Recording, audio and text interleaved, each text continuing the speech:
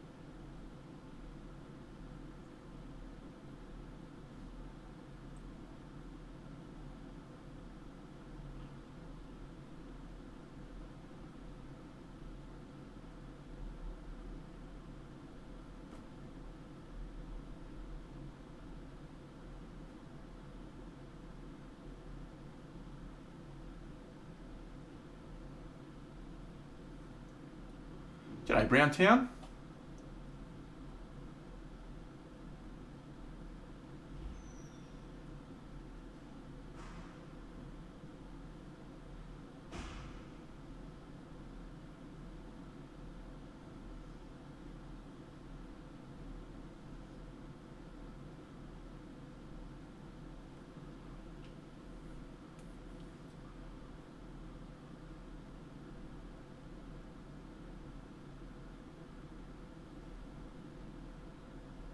Alright, someone find me an appropriate Star Wars face tattoo. I feel like she needs a face tattoo.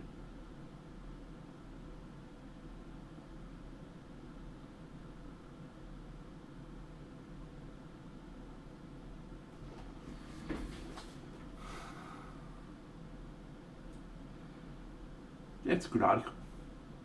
I wrote it. I like it.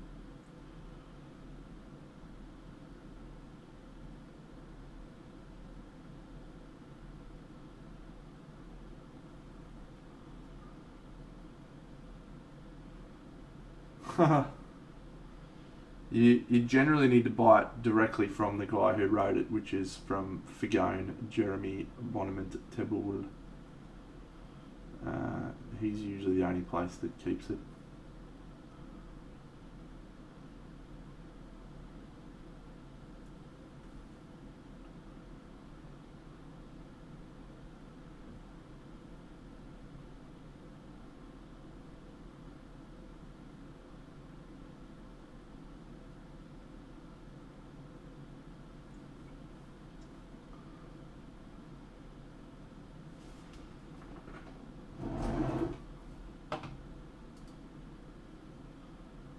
Oh, that's awesome.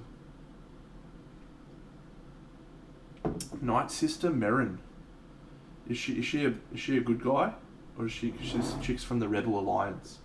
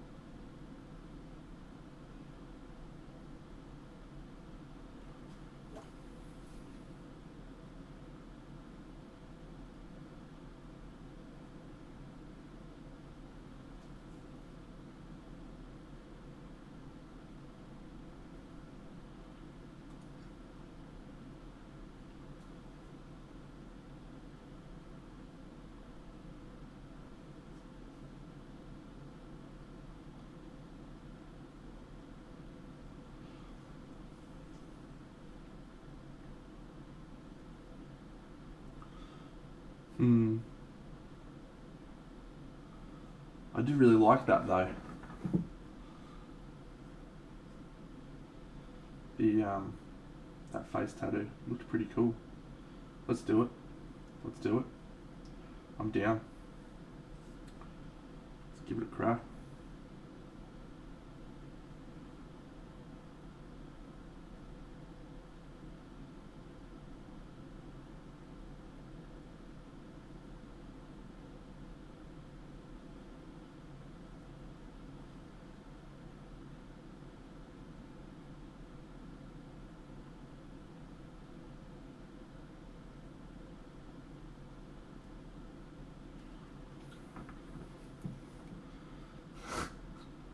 Yep.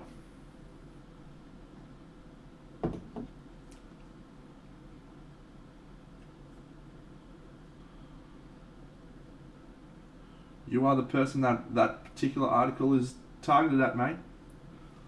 So, good on you, bully for you. Ignore it. Knock yourself out.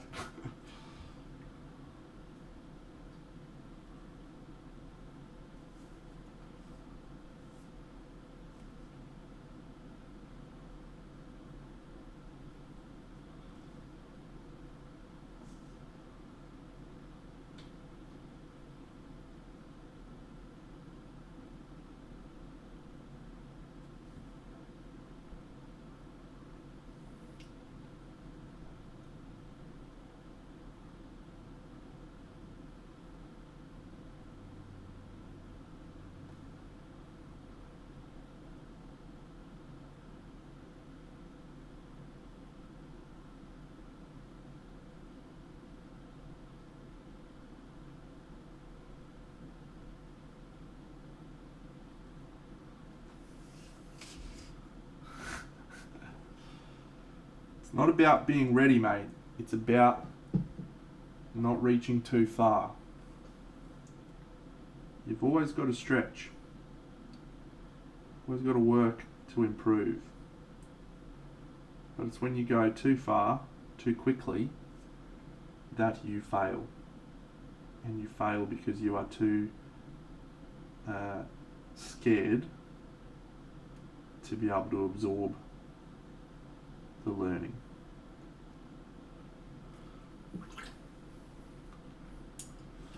Something like that anyway.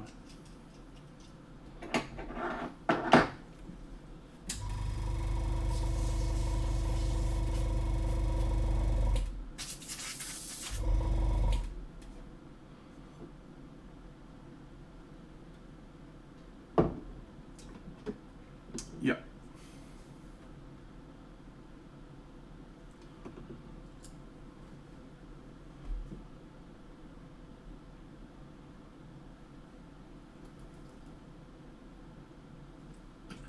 I see red, I see red, I see red.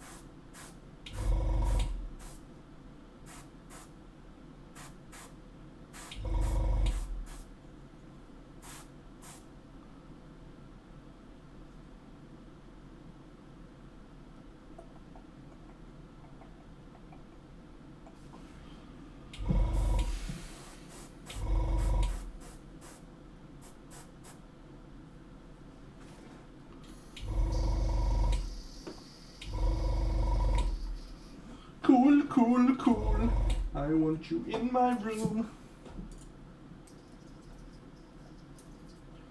Let's spend the night together from now. Oh, so good. Ben Comets. Fuck, he was integral in my development as a painter when I first started getting serious. Integral. I watched so many painting Buddha videos. I was going crazy. G'day, Billy Ravens. What's happening, mate?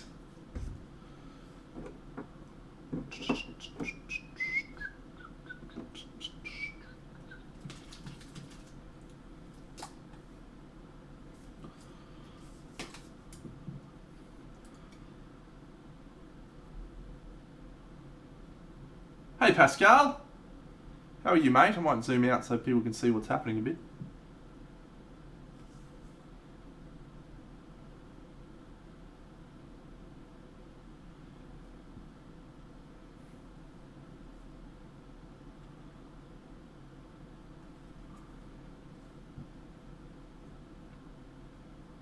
You got corona? Are you going alright?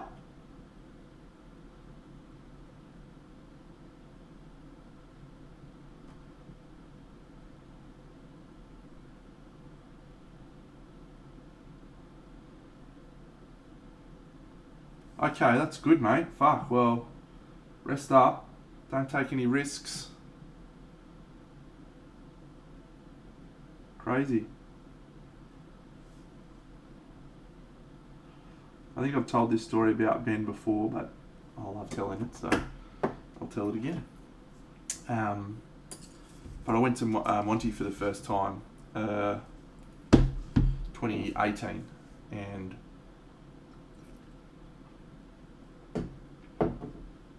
Ben was the judge of my category that year. And he was, you know,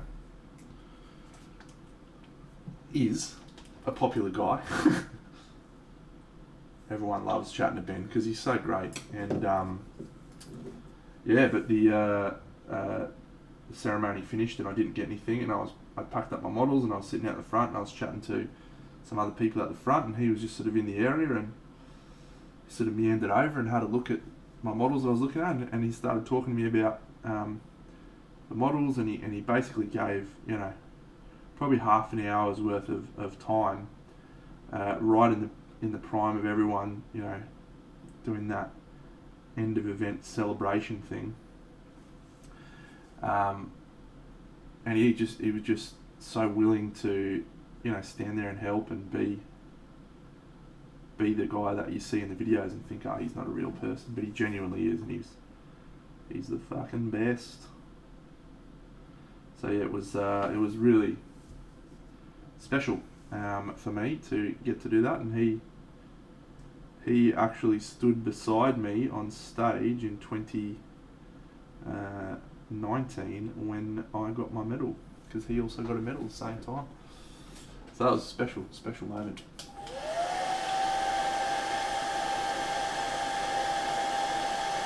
And I actually said to him when we were up on stage that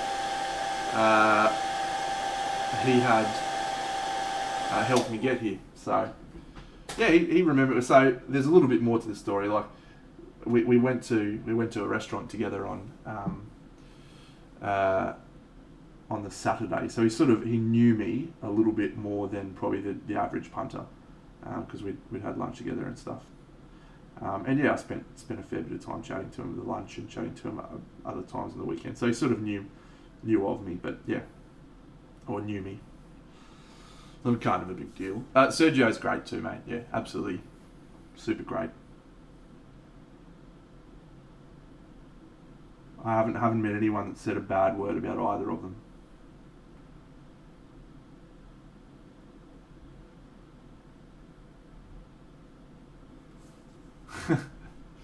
It was a beautiful love story, much like Taylor Swift's love story.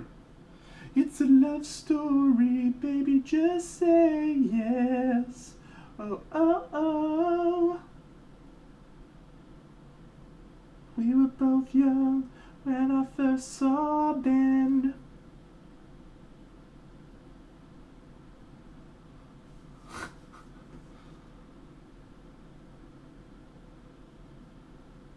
That's actually a pretty cool story in the news at the moment if you're not across it. I quite like Taylor Swift. But she obviously was into a musical career quite young, and she signed some contracts that basically tied up her music with her manager as opposed to her. So as it turned out, she didn't actually own any of the songs that she was popular for.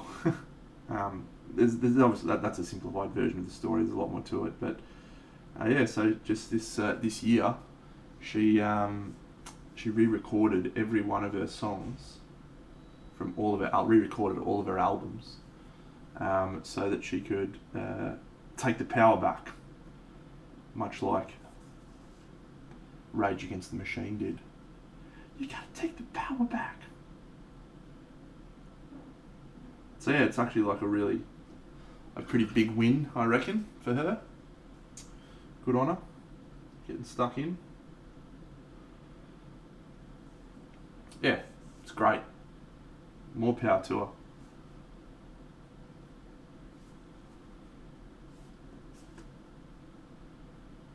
Yeah. Man, there's unfortunately there's a lot of shit people in the world. I don't really think it's tied to one industry. Sad to say. There's a lot of shit people.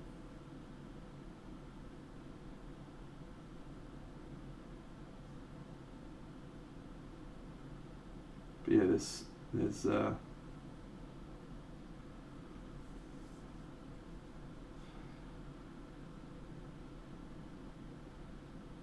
some people who manage to get out of it and win. G'day, Forksart.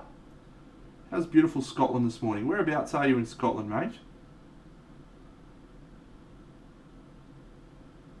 Scotland's my favourite country on earth. My girlfriend and I have agreed that if we ever win enough money to retire, we're both going to purchase apartments next door to each other, or houses next door in Scotland, so that we can live next to each other but not actually have to see each other every day.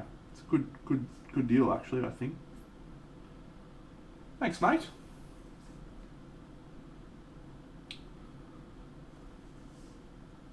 I got nothing but time for Taylor Swift, mate. You will not hear me say a bad word about her.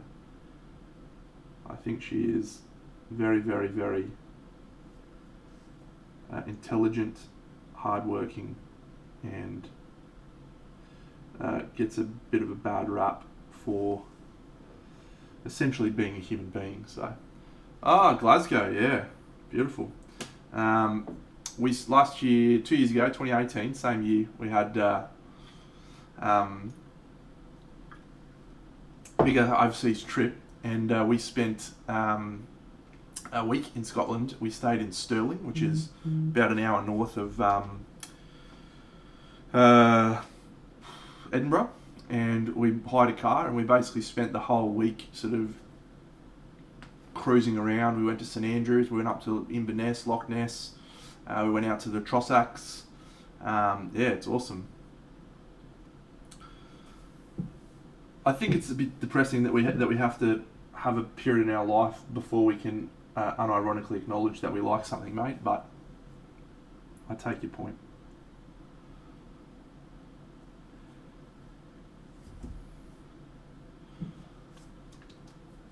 Yeah, it's fucking awesome. There's actually a scene in Avengers Endgame where I was looking at this fucking thing and I was like, I'm sure that's Sterling. I didn't ever end up checking it, but yeah, when there's actually Infinity War, when Wanda and Paul Bettany are just cruising around.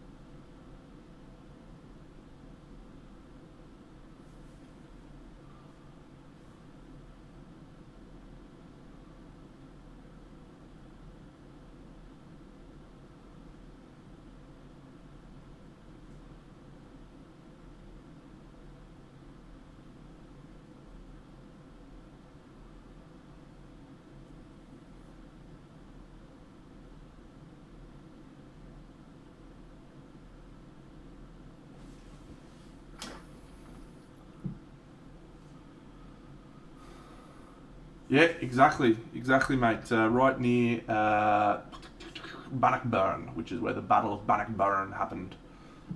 Believe it or not.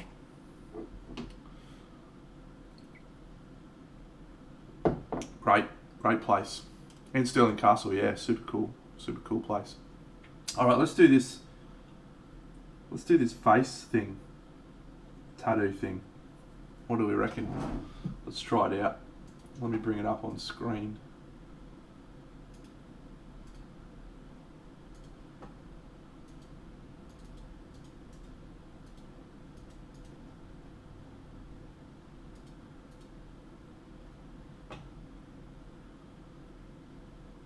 Awesome castle. It was my favourite castle for a long time. And then we went to Pena Palace in Portugal, near Lisbon, and I just fucking loved it. All right, that is probably not big enough for me to see.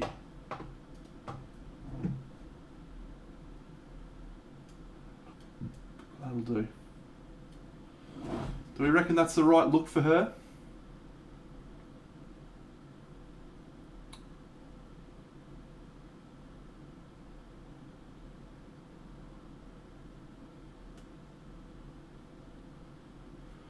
Do we reckon?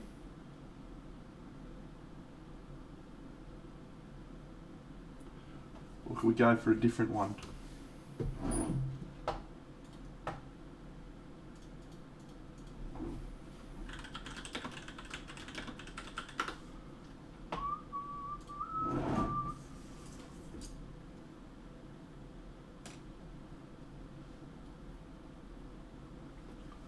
Let's have a bit of a mull over that.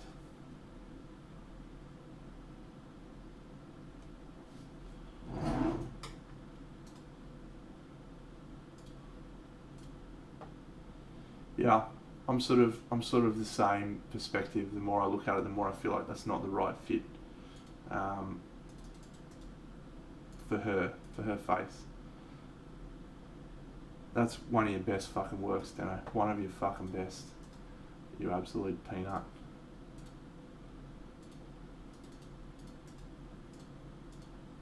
Fuck me.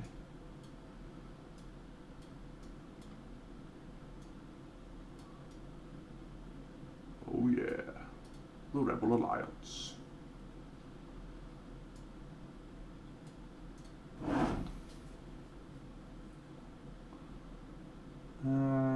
Here.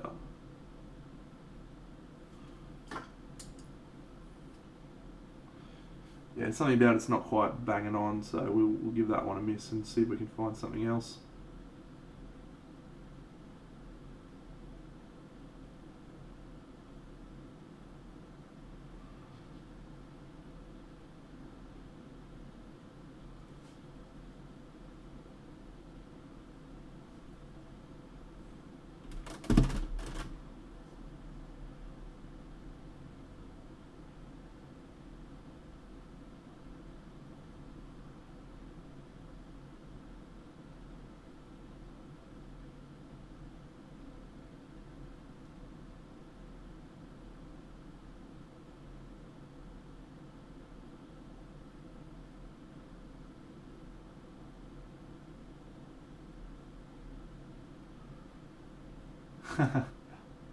Hey, Oogly.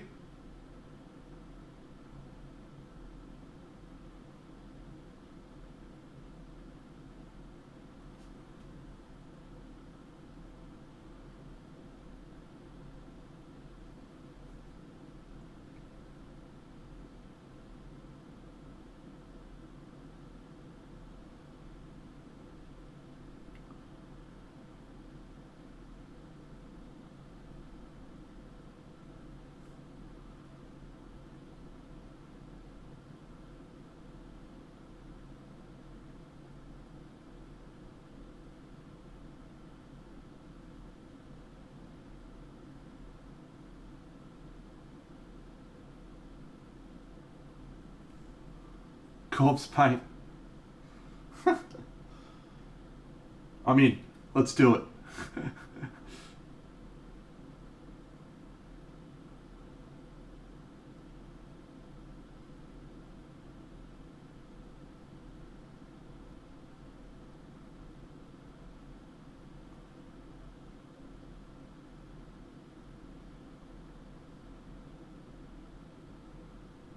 Fuck that!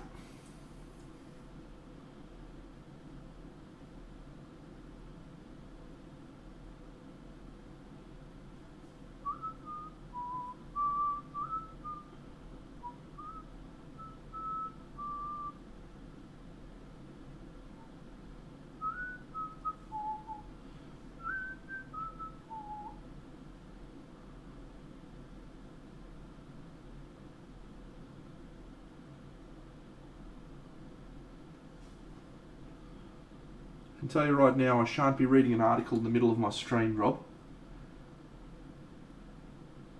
Much as I appreciate the enthusiasm.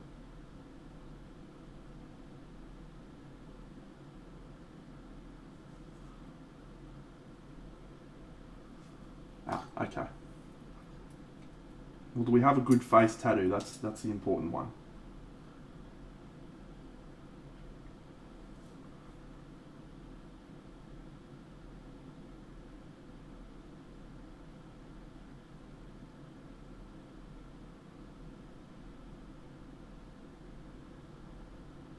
You fuckwit, Deno.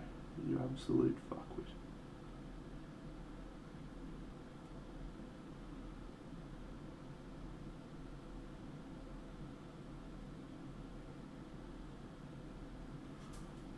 G'day, Yanama.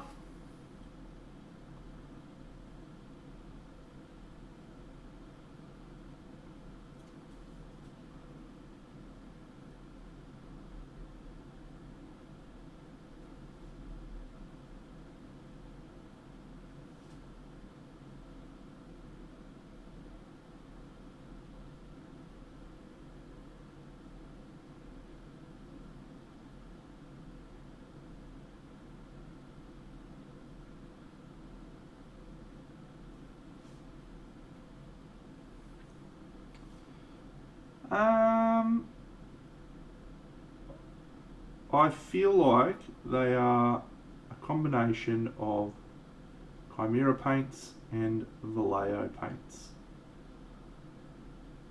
And I like aspects of both of those paints.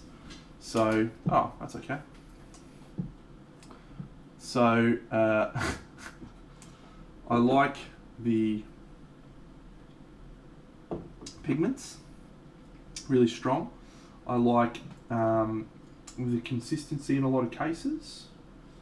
They dry a little bit too matte for my taste, a little tiny little bit, but that's something you can work around. Overall, I'm not going to make a wholesale change to my approach, but I do like a lot of things about them. So.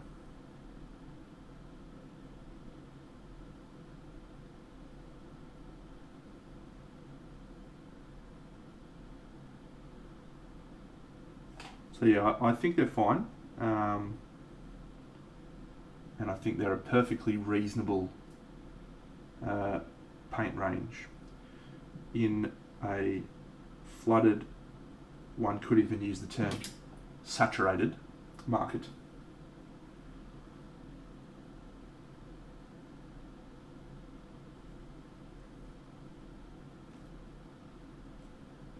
Thank you. I'll be here all week. Try the veal. It's really good. They are not as matte as Scale 75. No, absolutely not. Nowhere near that level of matte.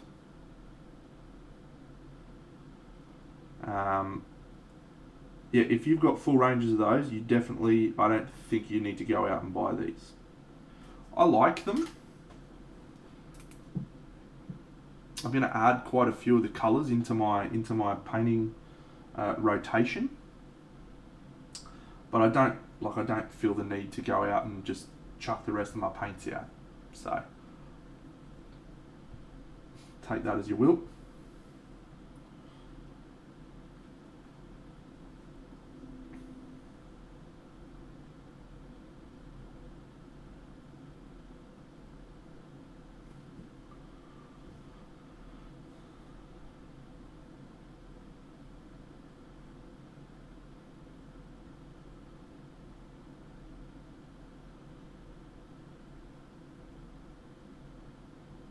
There's a few things that I am finding though, and I actually like they're not as intuitive to blend for me as some of the other ranges are. I feel like I can just like, and everything sort of homogenizes and works. I haven't felt that way with these. I've felt in many ways that I've had to relearn how to blend and highlight and stuff. And so it's sort of actually forcing me to do a little bit more theory than maybe I would have, or practice, I guess, than I would have. Alright. Oh yeah, cool. I can't do those.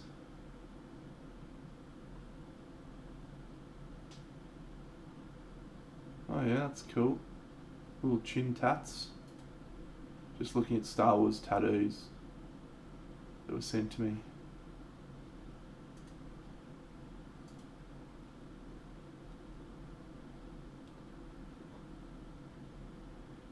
Well, that's cool. Whoa. Oh, that's mad. Let's see if I can find a big picture of that.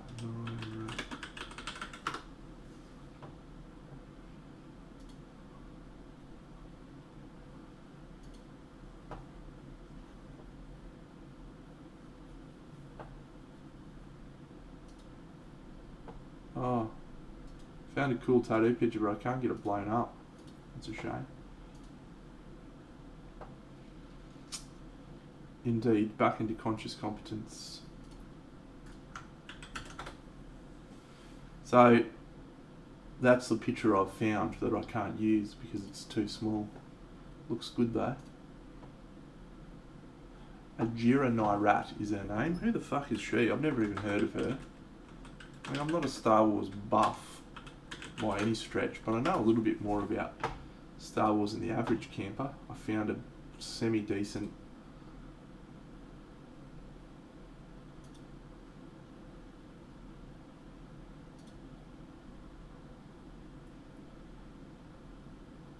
Alright.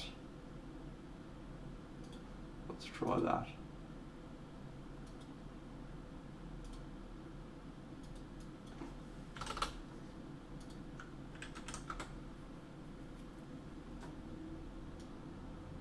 That'll be cool, eh?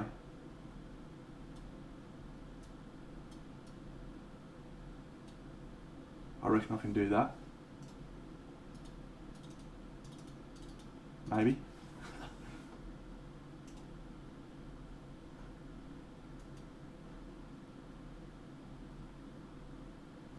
Yeah, I reckon we could do that.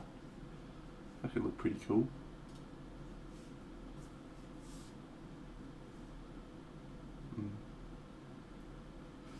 Alright, I'm going to do a little bit more tweaking on this. Anyway. Is it not a Star Wars chick? Well, there you go.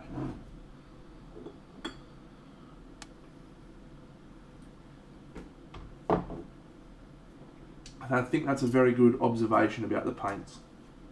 They're really, really well suited for people that like to do a lot of old school, thin, translucent layers. Really taking it back.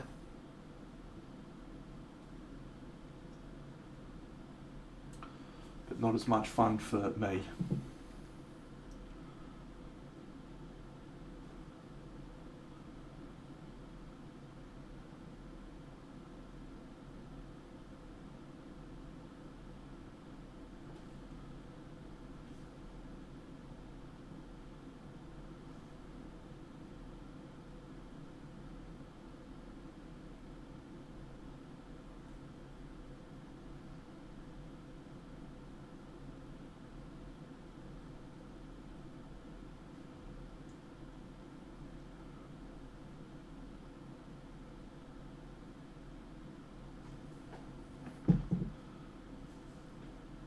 Thanks, Fazoid.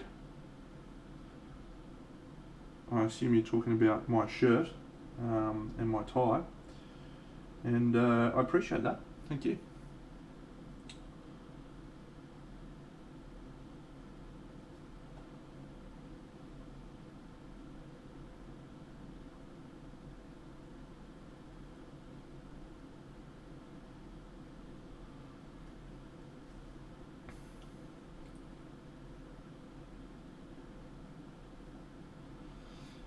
Yeah, the Scale 75 artists are really, really nice. They're more of a traditional heavy body acrylic, and so you can do some really neat stuff with them. The Craft World guys use them almost exclusively.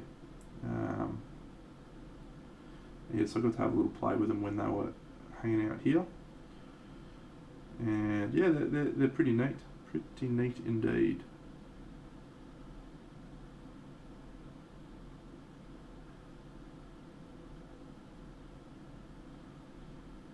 What were you talking about? The bust? That's disappointing.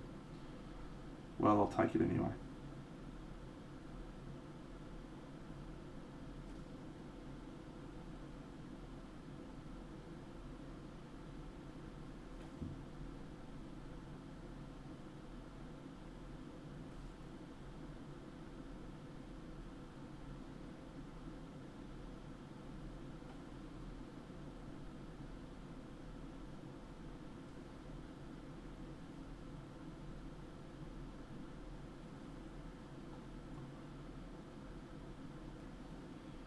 Yeah, I think you can buy individual ones, mate, so it might be worth just buying a couple and having a play, but you could probably go to an art store and get a good quality heavy body acrylic in anything and try them out and see how you felt about using those.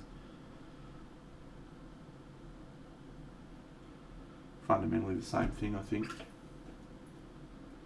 Ooh, Sith face tattoos. Let's have a look at those. Good work, Paulie. Staying on mission, mate. I like that. I like that less.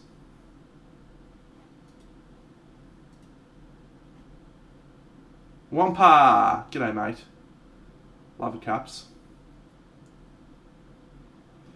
Paul, you are banned from posting shitty links for 5 minutes.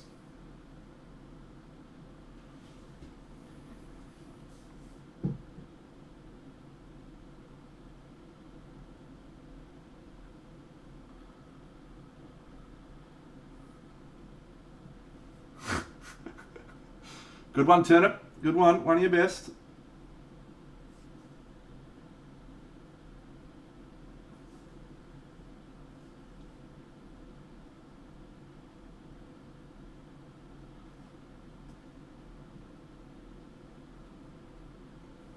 Get your ass to Mars. Come on. Do it.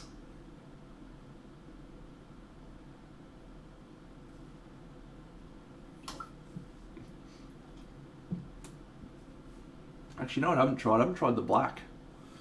Intense modeling colors. Black. Oh shit, I got paid today. What? Wasn't expecting that till later in the week. Yeah, I've specifically banned you from doing VODs, Plankwalker. That's just something I've decided to do. So, intentionally did that, mate, and that's just something you're going to have to live with, I'm afraid. Yeah, some actual Deno bucks. How good.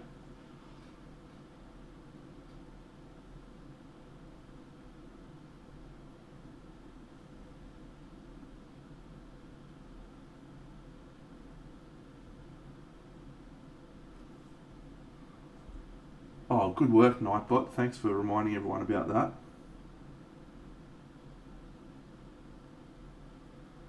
Don't you listen to anything that fucking Chum Dab says about you, mate. You're a winner in my books.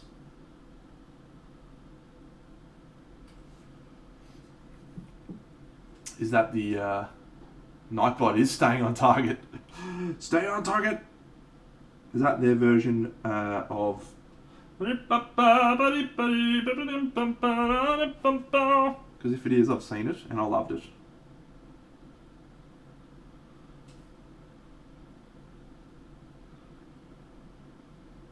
check him.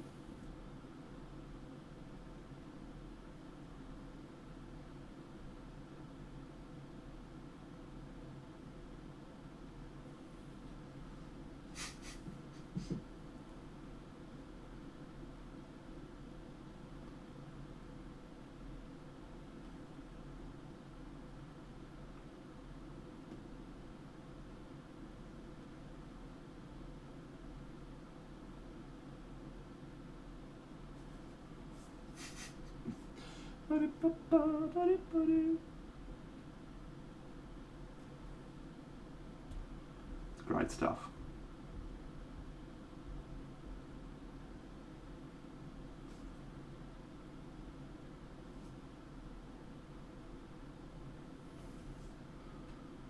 Oh, I like how this is looking, friends. This is like my favourite thing I've done in a while, I think. Probably my favourite thing I've done since Mad Axe, I reckon.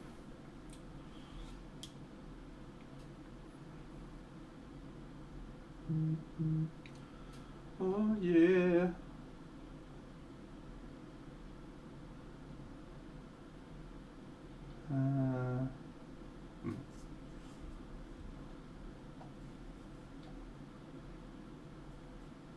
Painting guns is so shit. I hate it so much. All these surfaces are crappy to try and figure out.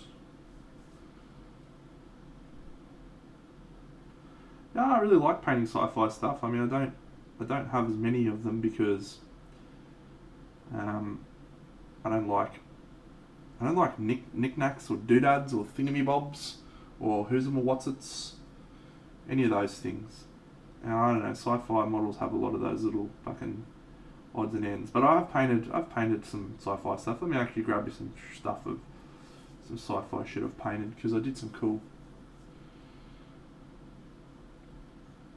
man. I'm glad you're enjoying the paint job. That is good to know.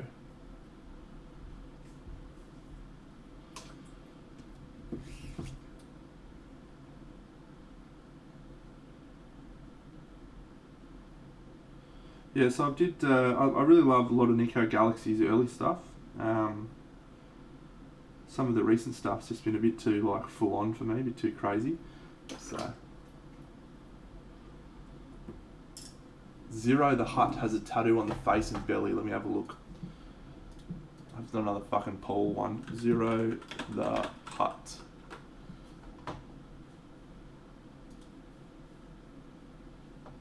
Huh. Never heard of that guy. What a cool dude he is. Zero the Hutt. Alright, I was just going to go to Putty and Paint and show you a couple of the sci-fi models that I painted.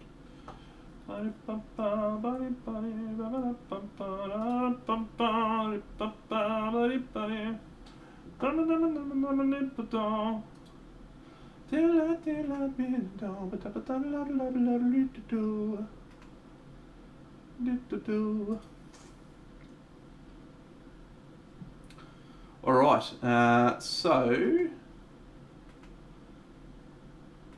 Oh yeah, I've got quite a few actually. Did some cool early ones actually.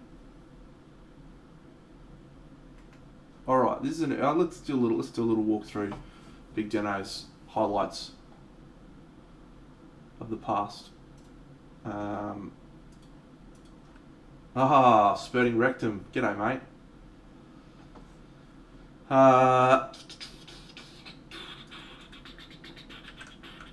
So this is a very cool model.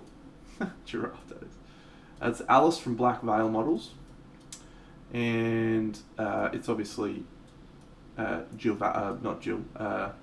Alice from fucking, you know,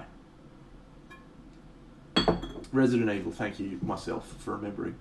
And I did that in nine hours. No, less than that. I think it was about 5 hours. I did that in. First time I ever did a background, and last time I've done one. Because I was fucking bad at it. But it was good to try and paint some clouds and shit. I'm going to go back and try some more. So that's the first sci-fi I've got on my thing here. This one is from Chimera Models. It's Sarah Fortune. I feel like it's supposed to be the chick from Mad Max, Furiosa, because she comes with a bald head and it looks like Furiosa. So I really like that model. I really enjoyed painting it. This was back when I was not very good, and so felt like that was one of my better pieces at the time. Did a lot of cool stuff, but yeah.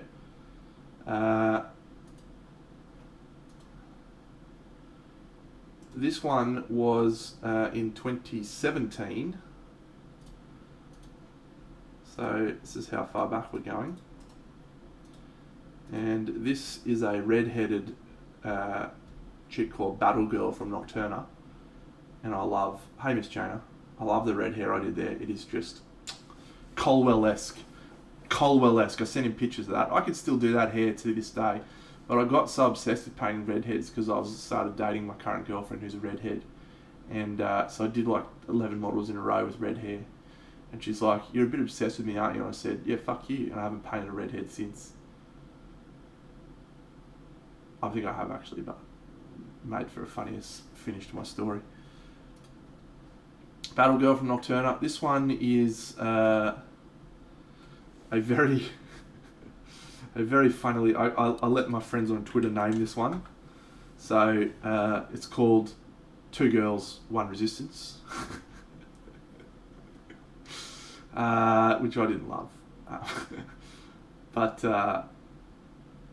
that's probably the very first time that I tried to integrate busts into an environment. And I think it came out pretty well. I like it.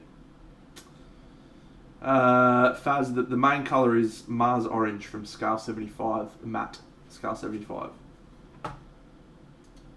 Two Girls, One Resistance, classic. This one is probably the most recent and the most good of all of the options. Yeah, Bodie McBoatface comes to mind, doesn't it? So that's the most recent, probably sci-fi model I painted. Actually, I did do one more that I'll just quickly grab now. I really like that. That's one of my favourite models I've done recently. It's actually probably my first time when I felt like I found my style of non-metallic metal. I liked it. I liked it a lot. I like it a lot. This is the most recent one I've done. Which is Garrett. That was Anna from Cult of Pain, and this is also Garrett from Cult of Pain. Some sci-fi dudes. Tried to base that one on the artwork, which is pretty cool. Oh, would you buy Miss Jana? That's exciting.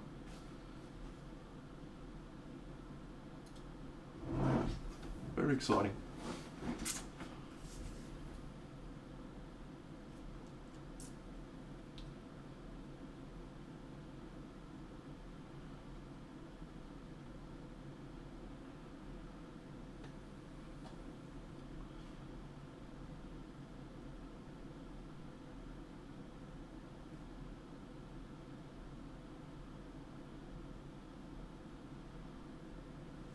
Haha, cool. I thought it might be a Nico Galaxy. You like those models?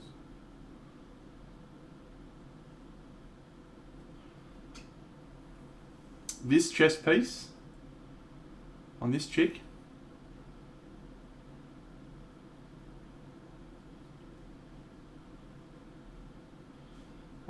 Yes, I mean I can try. The first thing I did was think about the light.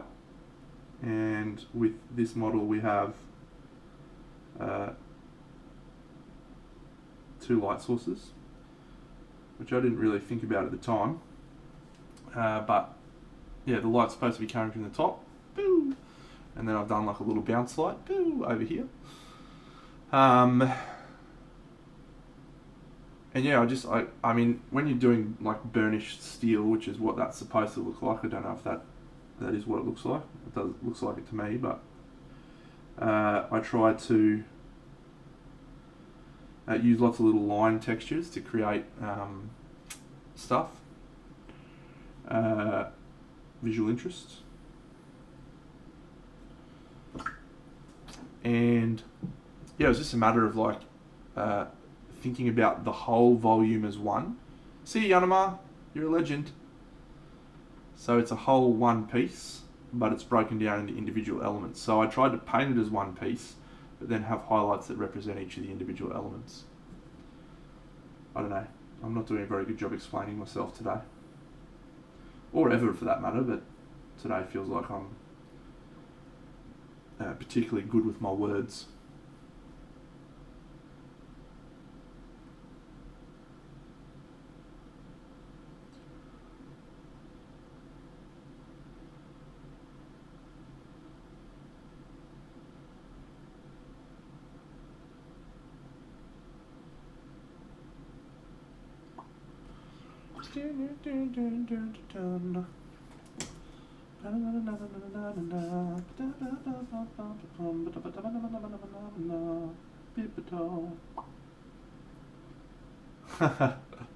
I fucking did save. I saved the people of Alderaan. Help me, Obi-Wan Deno. You're my only hope. I did.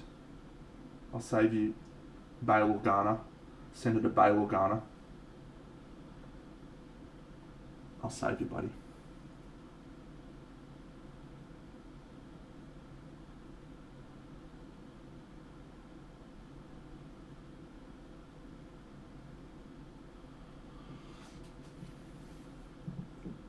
G'day, Rapid Transit. How are you, champion?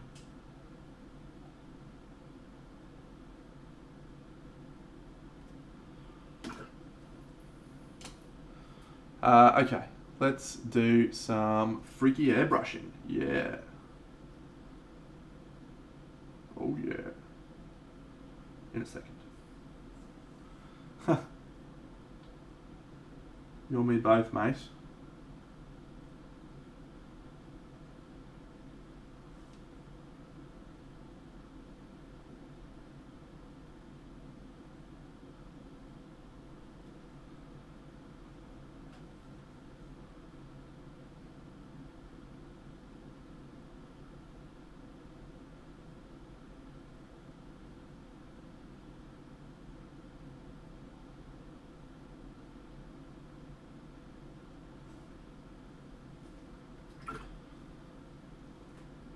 No, I did not. I just basically went, where do I want my first highlight to be? And I went here, and I went boop, boop, boop, boop, boop, boop, boop, boop, boop, boop. And then I looked at it and thought, where would the next light bounce to, roughly? And I thought about, well, if the light's hitting this point here, we'll also have like a reflection down the bottom as well. So I just went boop, boop, boop, boop, boop, boop, boop, boop, boop, boop, boop. And that was it. And then I was just like, started doing those in the highlight colours until we got to that point where it started to make sense.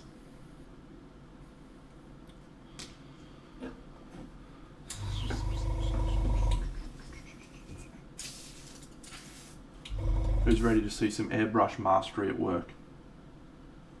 Because I certainly am not. I recommend you go to someone else's stream, Sergio's stream probably.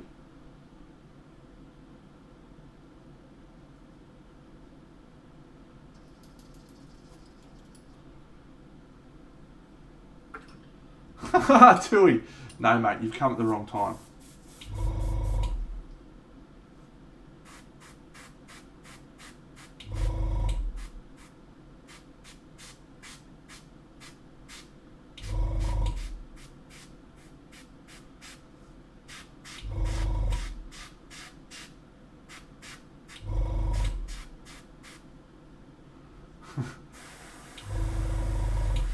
You're welcome, mate. Anytime, as much as I can help, I will happily try to answer. I'm at a bit of a point where a lot of the stuff I do, I don't really think about as much. So having to try and explain myself is helpful for me.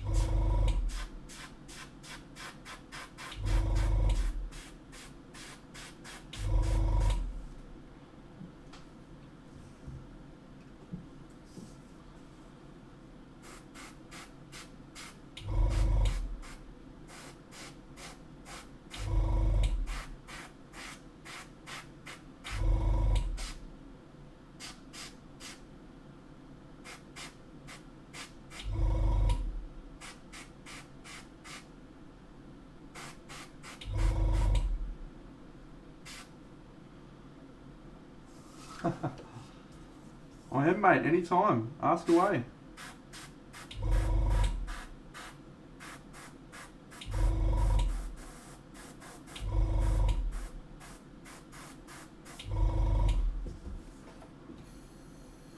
Alright, let's get crazy. Let's get crazy up in here. Yeah. I might need another beer for this, actually. Before we get crazy. Stand by. Just get another beer. And then we'll get crazy. It's Party Monday. Woo! Might just grab a cheeky Malteser while I'm at it.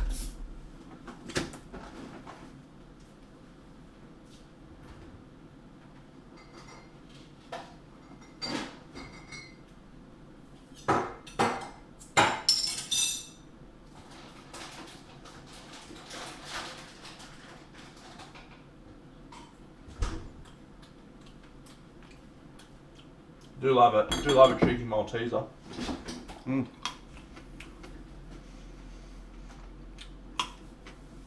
Beautiful. Red 3 standing by. Red 7 standing by. This is Red Leader.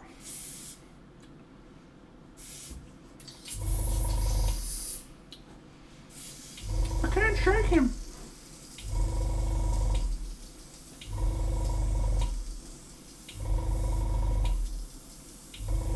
Porkins!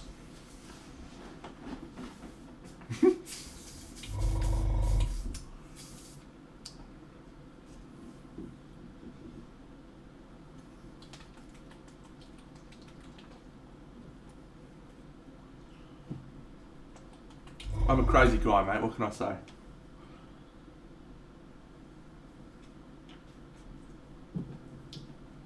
Alright, let's do this. This is going to look really dumb. And it probably is. That's okay, mate. I'm okay with that. What is going on with your caps lock tonight, eh? Alright, here we go. Let's do some crazy shit.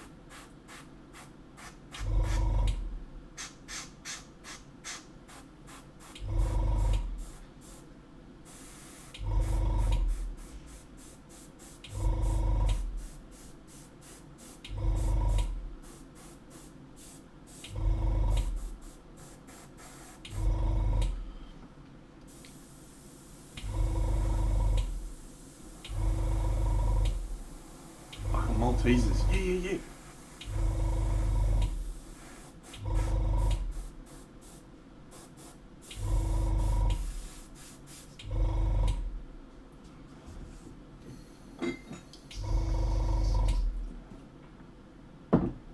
You reckon because that's everyone wanted Maltesers and they're jealous that I've got some and they don't? Because fuck, man. Jealousy is a emotion that will get you nowhere. You got it, mate. You got it.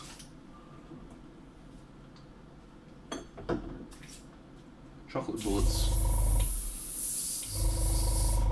Paul, the more I get to know you, the less I like you, mate. Chocolate bullets, that's a travesty. Licorice and chocolate.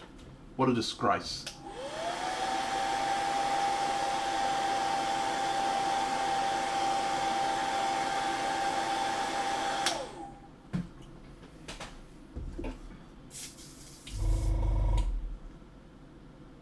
I'm running out of Deno's magic mixture of airbrush stuff.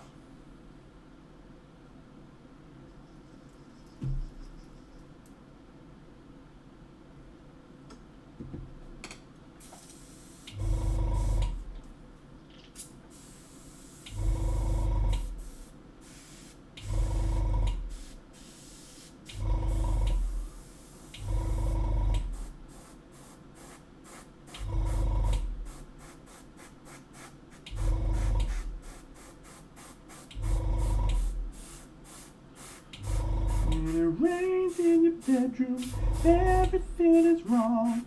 Rains when you hear it, it rains when you're gone. I was there when you said forever and always.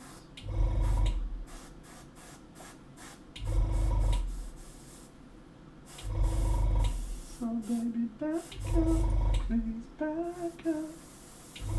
Please back up. Oh, back up. G'day, Macca.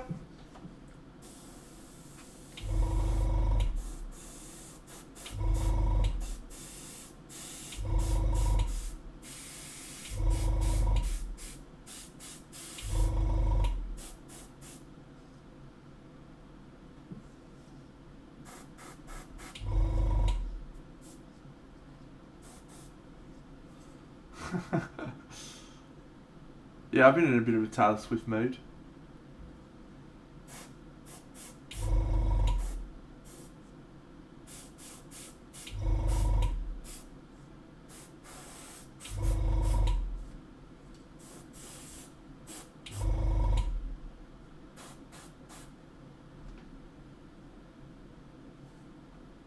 Alright, I like this. I like this a lot. Doesn't look much at the moment, but hopefully it will when we finish things off a bit. Alright, just a tiny little bit of tweaking of skin tone. I am into Katy Perry, yes. Love a bit of Katy Perry.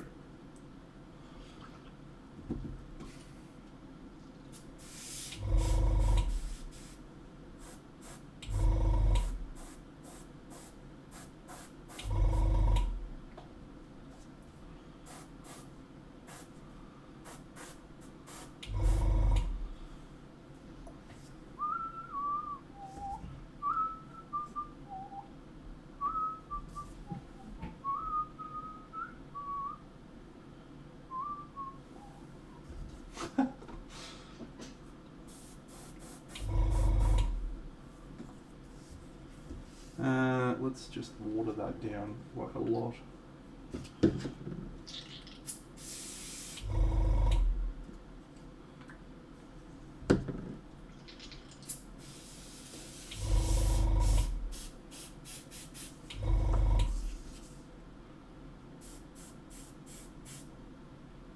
Sweet.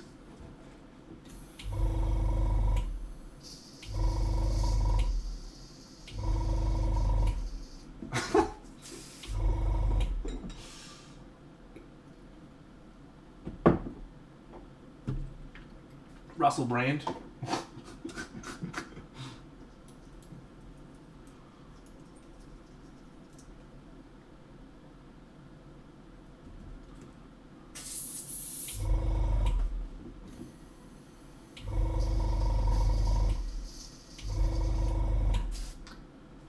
Alright, someone send a quick message to Alfonso. We're doing a varnish. He'll be turning over wherever he is in his sleep.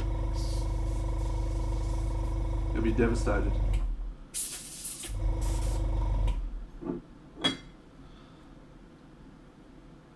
Have we got enough mixer? Oh no. We have to mix some up. Alright, dry little girl.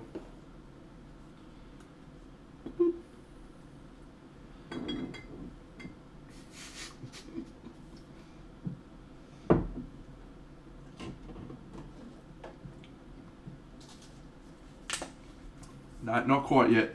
Stand by, Alfonso. We'll get you there soon.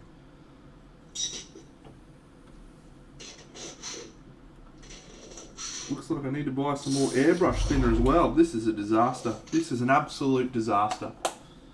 What on earth are we going to do? Oh, that's right. I did buy some more. A little bottle. Because they didn't have a big bottle. Good work, Deno. Past you is a fucking jet.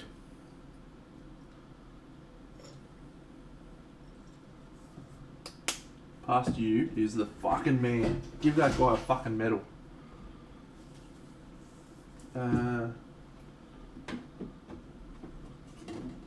Bit of flow improver. Let go.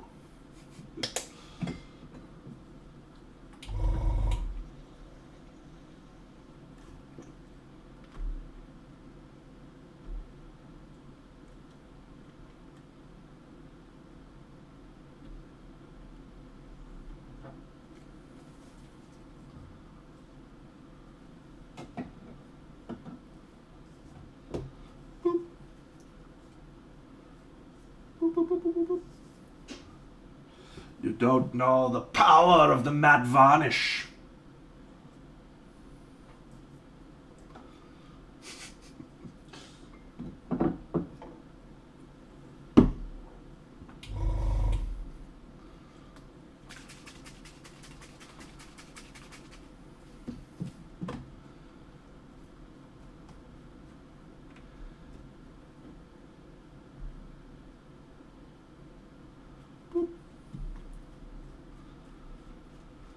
Oh, a bit excited about painting this model today. Feeling good. Feeling good.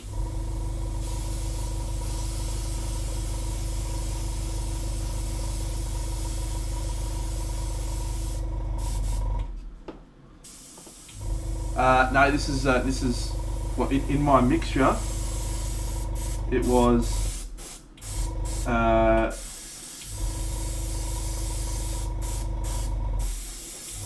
thinner flow improver and water in a little airbrush container when yeah, matte varnish in my mixture.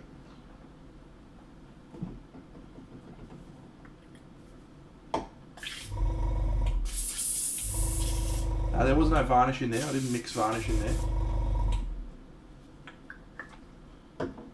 There was flow improver water in. G'day, Ajadal. It's Party Monday, mate. Get in there. Get in there. I'm even drinking an English pale ale, Old Speckled Hen, just to commemorate that happening, that momentous occasion.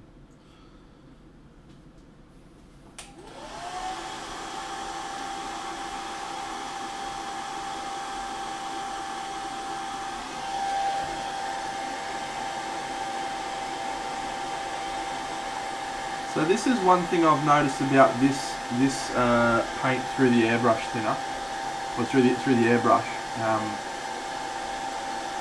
Specifically the red. The pigments are really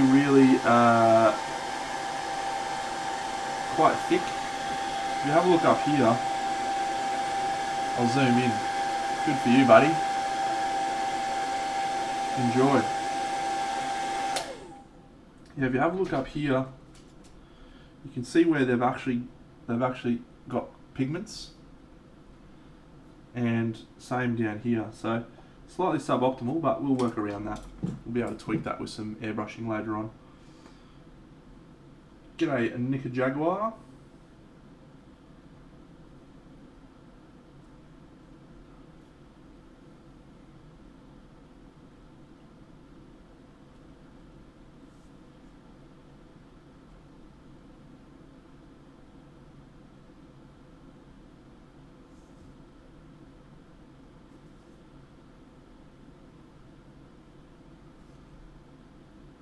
Muchas gracias.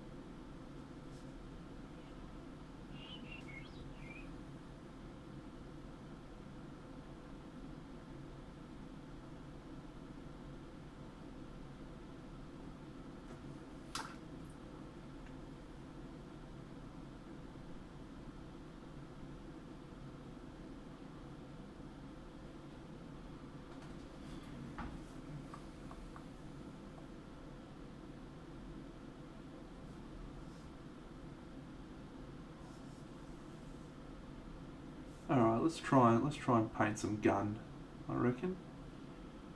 A little bit of gun painting.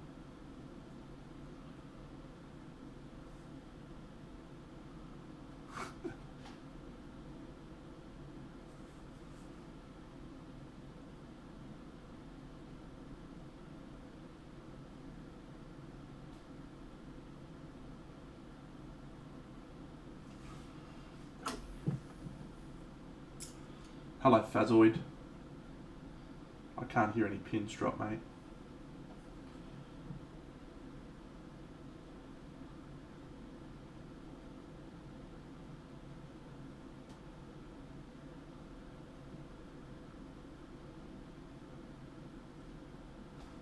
Yeah, she's got gloves on. Alright, let's make this bit metal.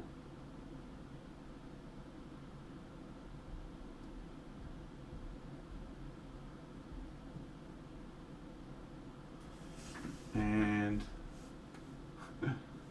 let's make this bit metal.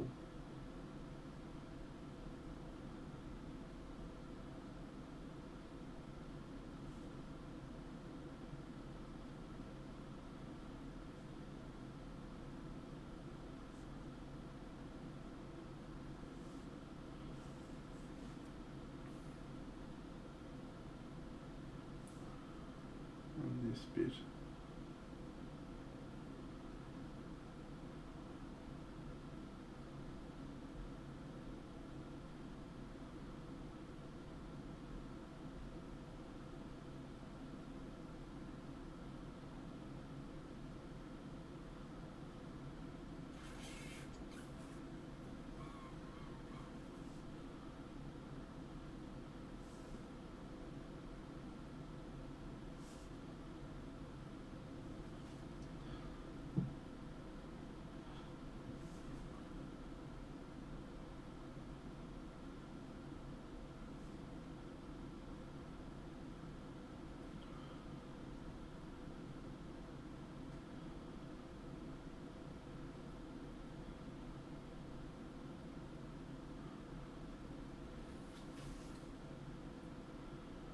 Boop, boop, boop, boop, boop.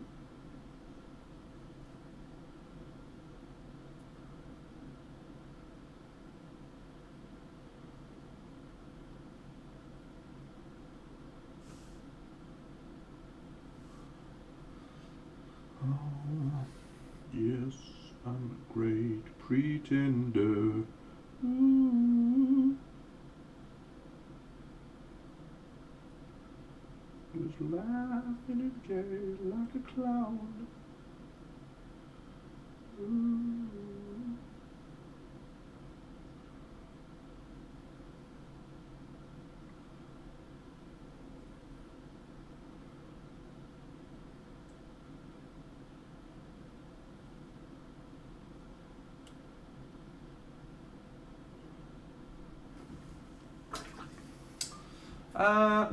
Sort of. Sort of. Sometimes when I get really zen, I just don't even see the messages at all. Doesn't happen a lot though. Mostly because most of the time when I'm doing my painting, I don't really have to think too much about it. I can just let my brush dance around. Boot, boot, boot. And all is well.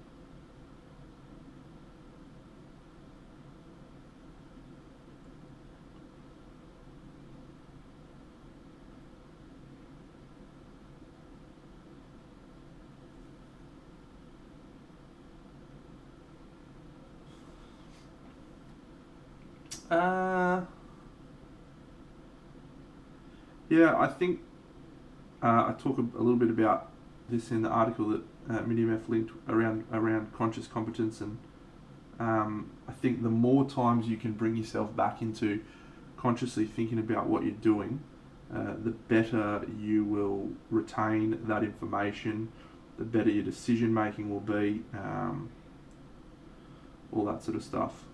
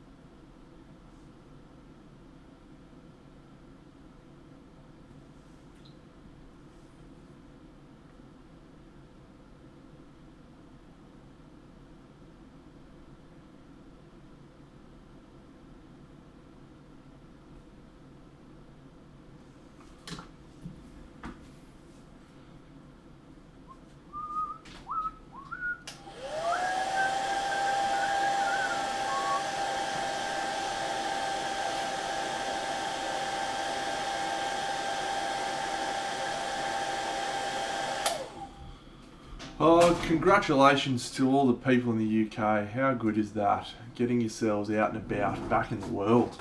Good on you, friends. Well done.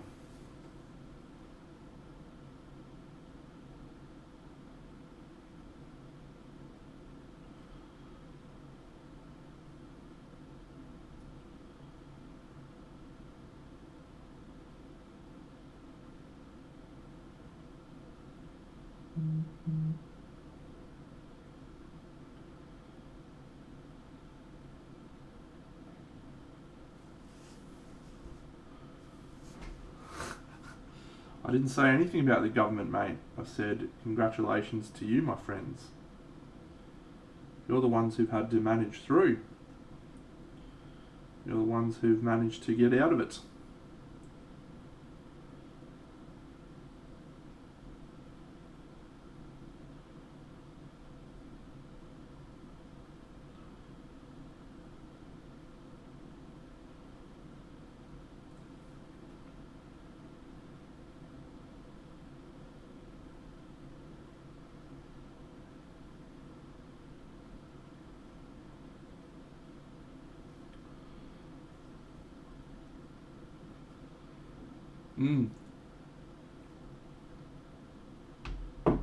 Well, I was at a point where I was enjoying we were in lockdown for a very short amount of time last year, and we've had a few smaller lockdowns since. But my experience was that it didn't really change my lifestyle an awful lot. I still went out for my runs, just had to wear a mask. Still got to paint my toy soldiers, which is great. So not a lot changed for me, but even still, when I had to get back into working, being out on the road a bit more, everything just felt really different. So definitely noticed the change.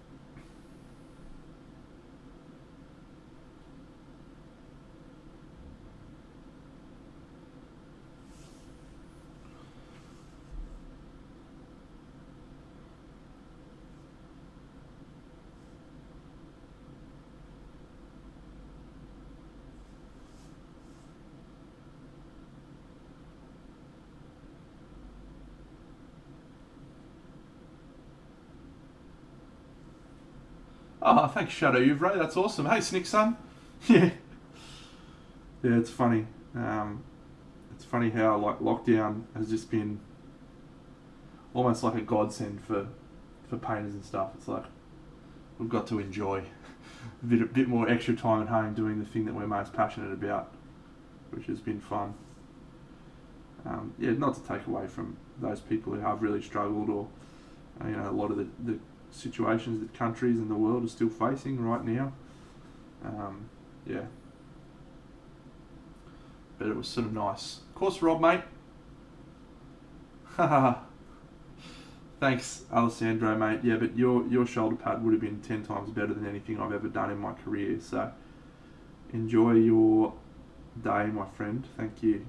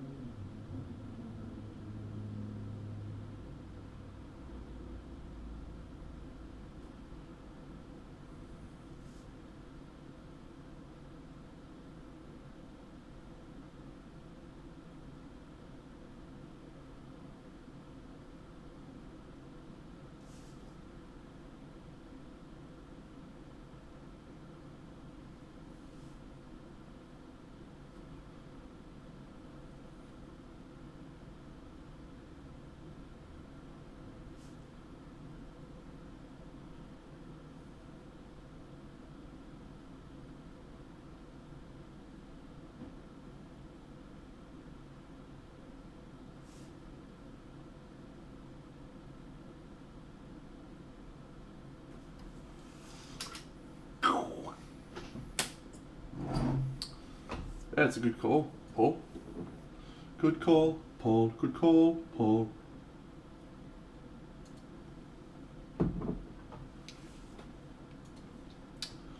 I agree with your assessment, Rob. And I think you should just keep painting, mate. I'm not going to give you any more feedback than that because you need to do more painting based on the last feedback that I gave you before you'll actually get any value out of more feedback. You still haven't just done the work.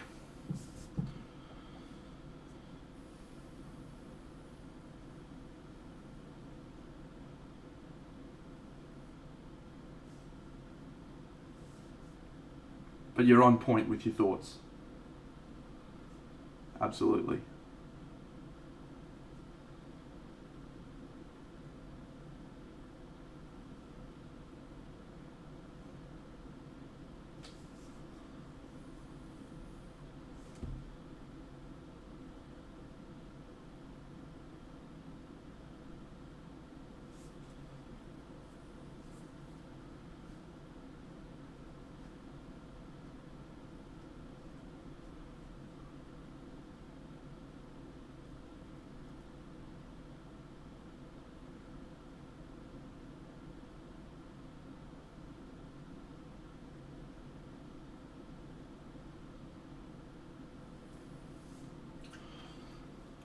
Oh, I'm so excited about Falcon and Winter Soldier. I can't wait to watch the next episode on Friday.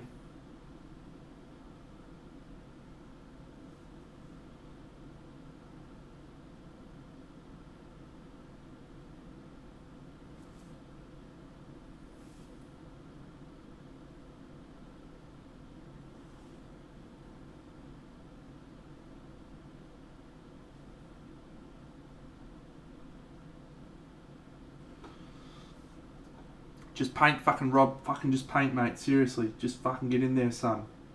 Stop pussyfooting around. Fucking throw some paint on there. Make some mistakes. Figure some shit out. Keep fucking doing it. Boom. Finish the model. Come back for some feedback. Start a new model. Boom.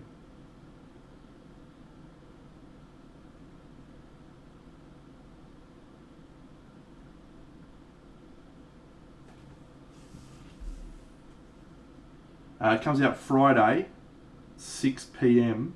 my time. How good's that? Fucking Friday night perfection.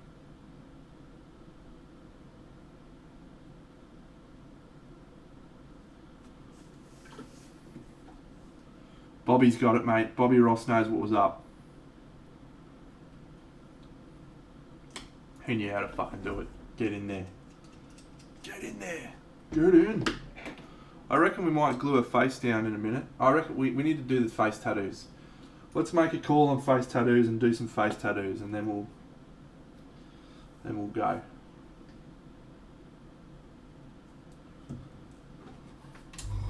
G'day, Ben Halden. Welcome to the stream, mate.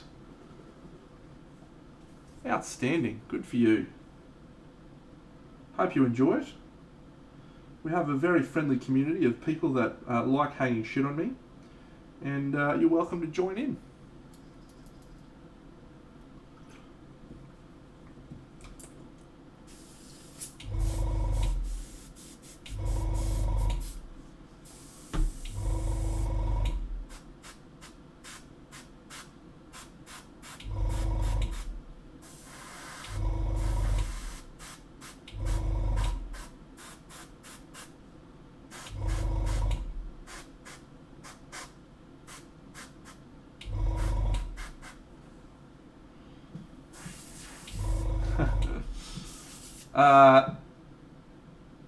Good from you, mate. Good for you. That's all you got to do. Learn every time.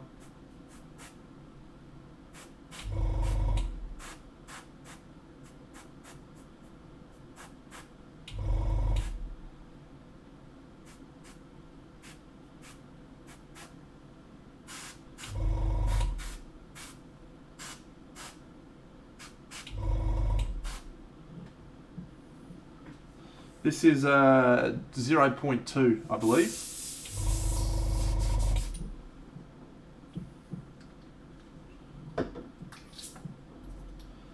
I actually did like the tats on him, but I just don't know how I'd replicate that on this model.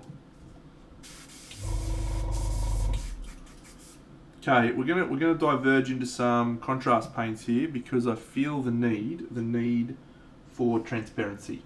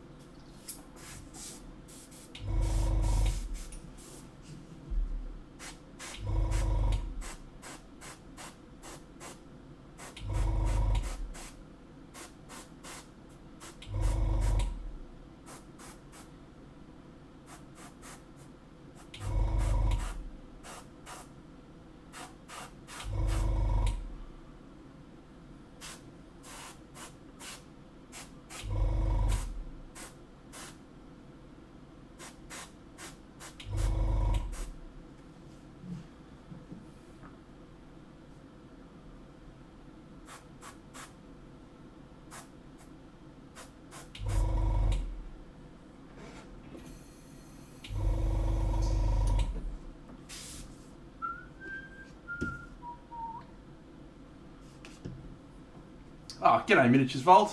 How are you, champion? What's happening today?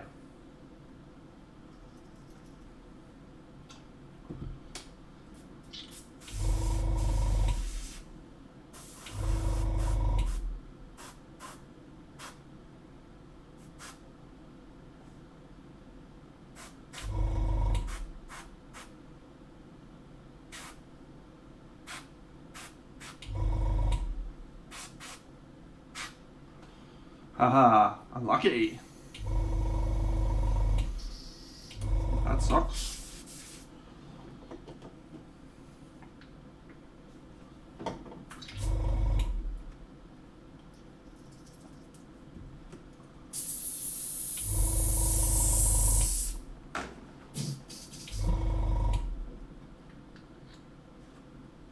Alright, if we can't come up with a convincing face tattoo, I might just have to default to the other one. Yeah, Nugs is good. I think I showed this video already, but here he is. Hey. Look how happy he is.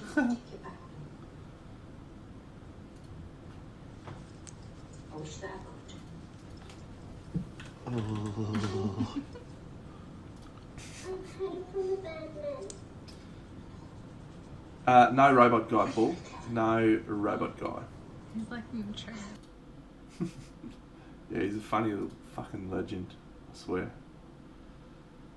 So good. No, I haven't got any good photos of him today. No good photo updates.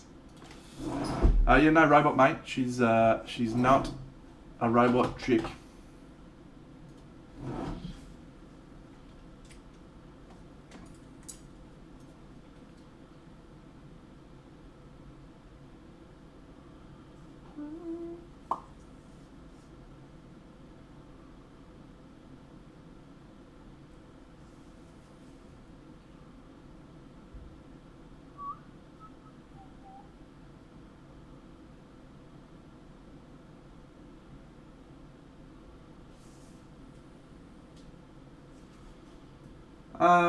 Well, I was actually thinking symmetrical because I saw that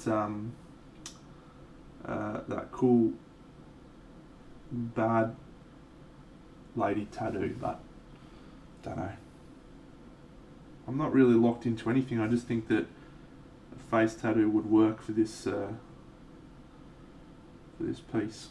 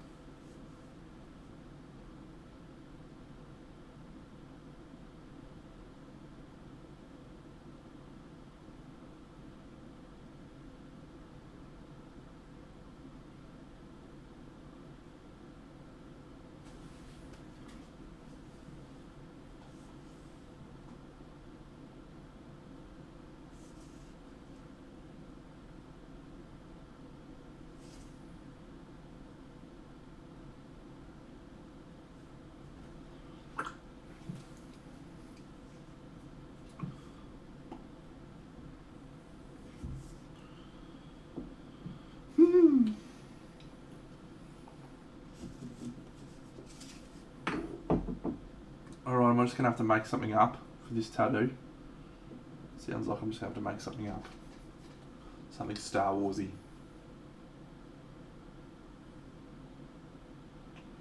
Oh yeah, Maori chin tattoo could be cool.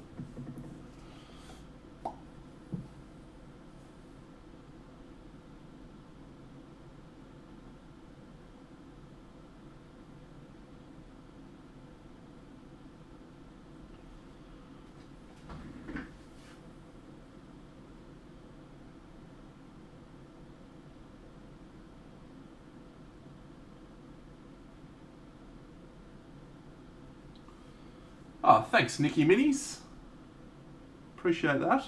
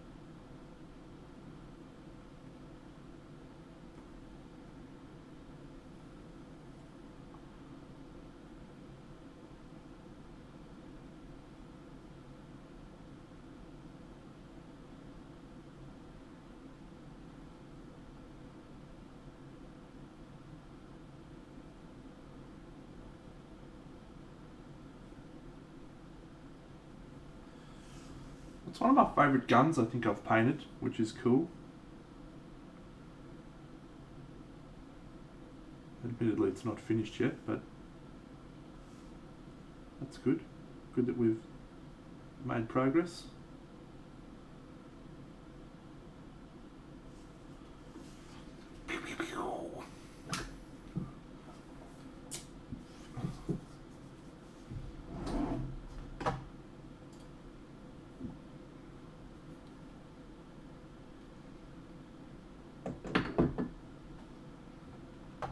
Wow, that is a full-on option. All right, let's put her head in and see how she looks first of all, because I might need to trim down so she doesn't look so much like a fucking giraffe. She giraffe-esque still, you reckon?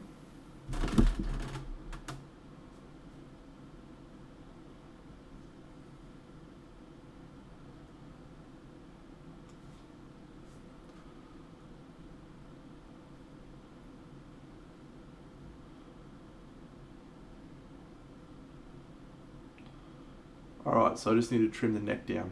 Alright, let's do it. Long neck giraffe. Actually, if I'm going to paint a face tattoo.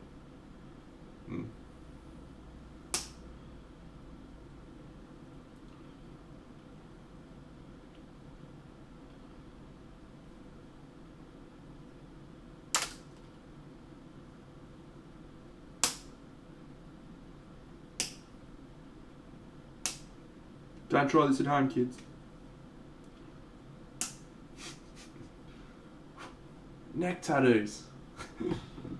Neck tattoos.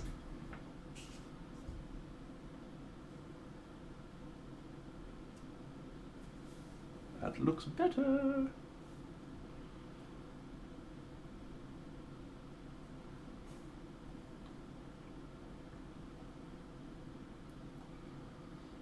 She's not a specific character. No, I don't think so. She's just a chick.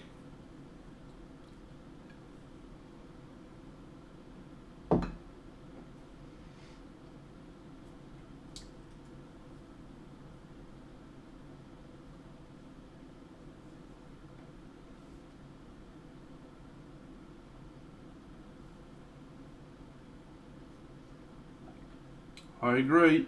Much better indeed.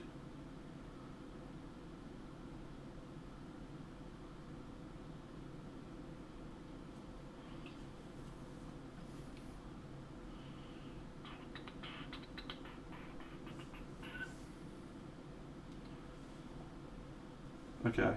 Can I paint her face? No. Let's just do something basic. A basic symbol of some description on her face, and then we need to fix her eyes because her eyes suck.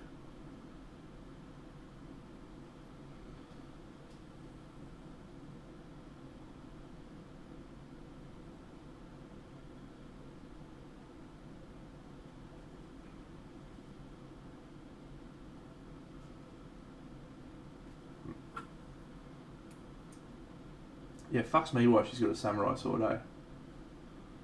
She's a part of the Rebel Alliance and a traitor.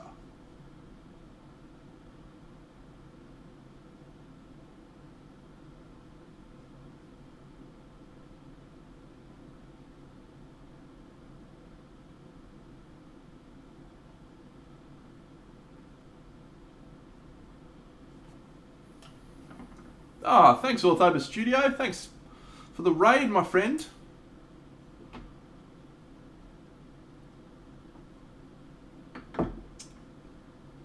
Alright.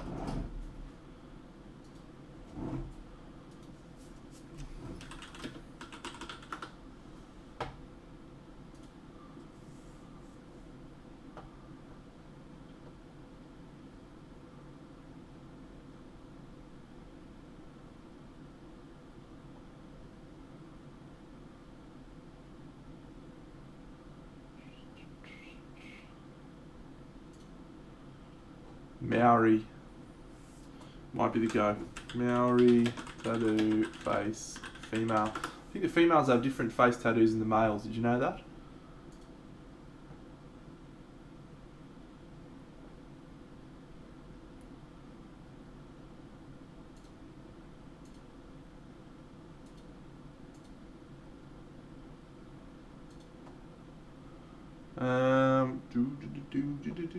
Do.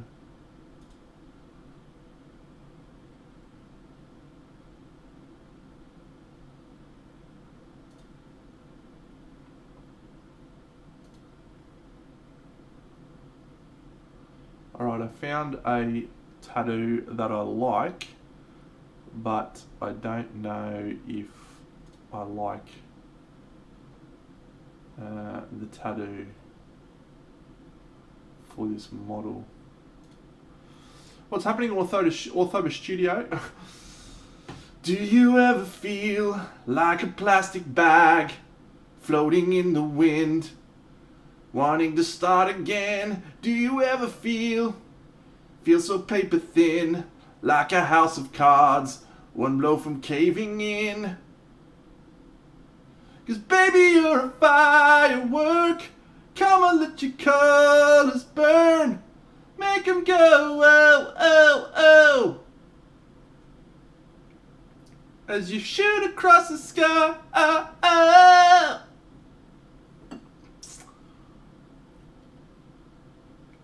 Boom, boom, boom, even brighter than the moon, moon, moon. It's always been inside of you, you, you.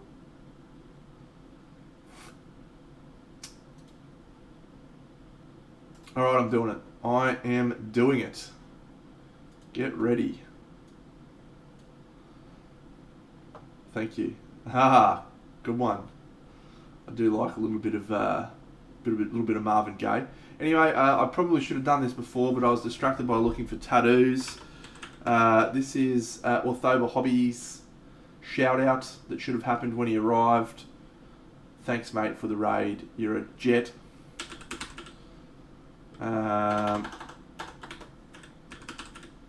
Yes, boom, boom, done. What a legend. Kicking some goals over there. I have tapped into his stream before, I believe. I don't think we've done a raid on you yet, but we will. It'll happen. It will happen.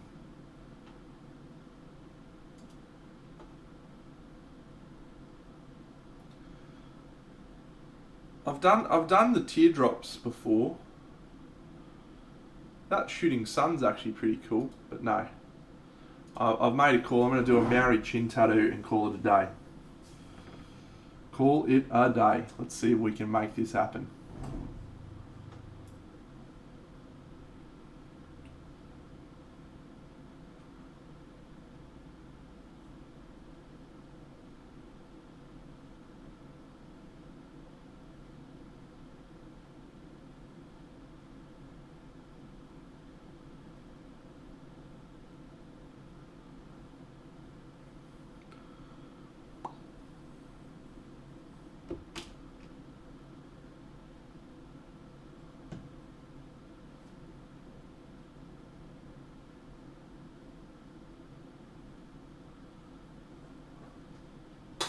Alright, here we go. Thanks, Penny.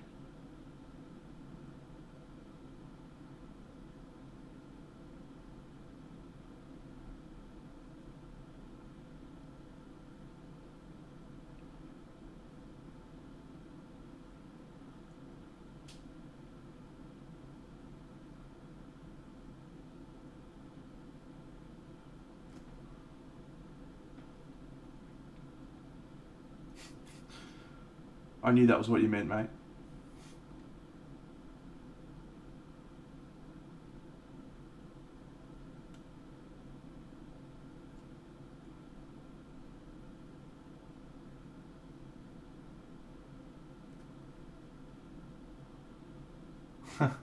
Thanks, Orthoba Studio. Have a great day, mate.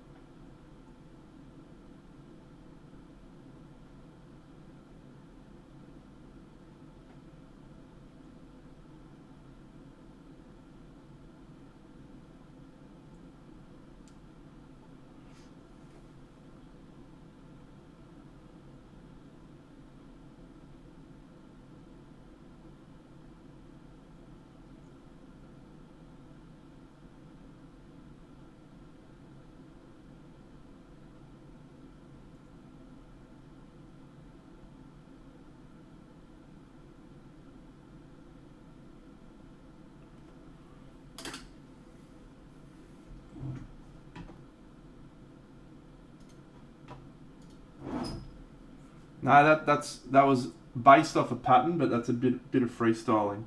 Wooka wooka freestyler. Rock the microphone.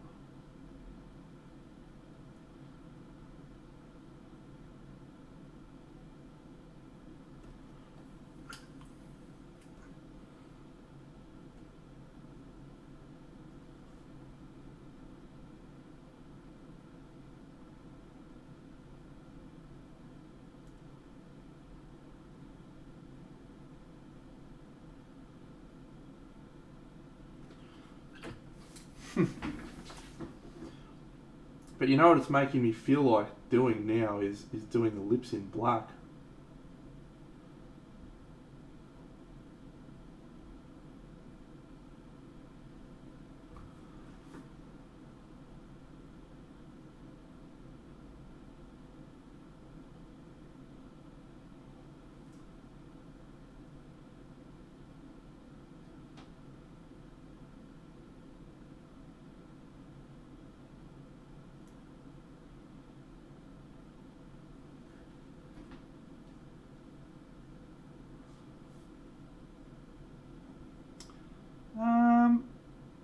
It's always a mindset thing, mate. You can recover from any mistake. Just depends how willing you are to put in the time.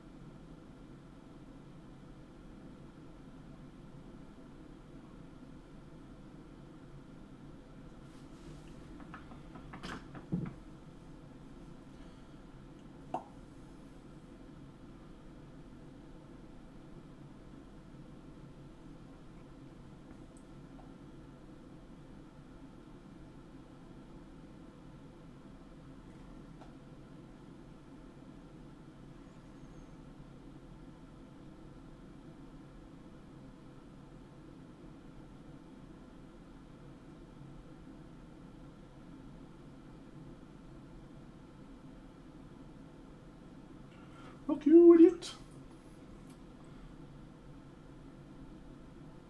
This is actually a 10-3-0. There you go. It's a 3-0 broken toad. Oh, good guess, medium F.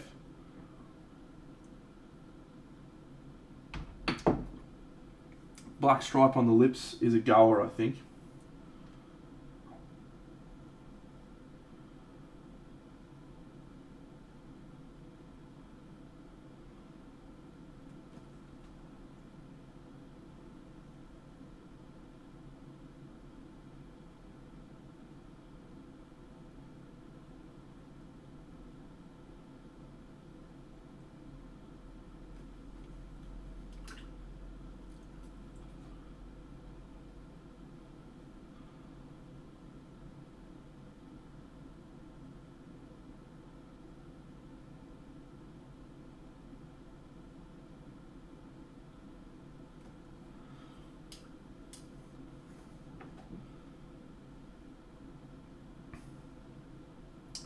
Yeah, that's a good suggestion from the spotted painter there, friends. If you do your tattoos in a watercolor, you can have a little play around with them before you commit.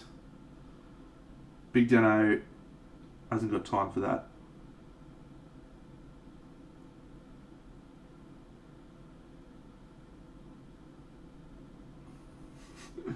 Big Dano just fucks it up.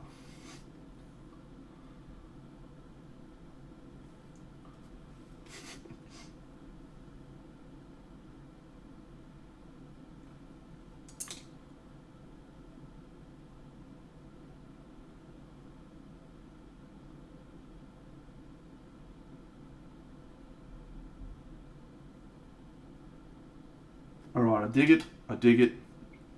Let's trace this line down underneath the chin.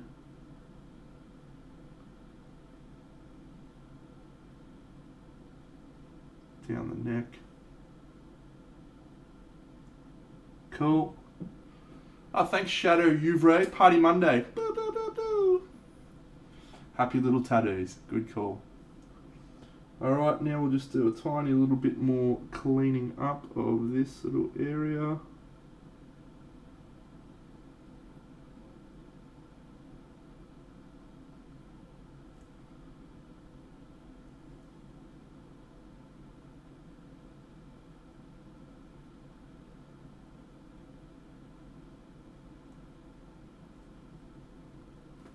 I like it. I like it.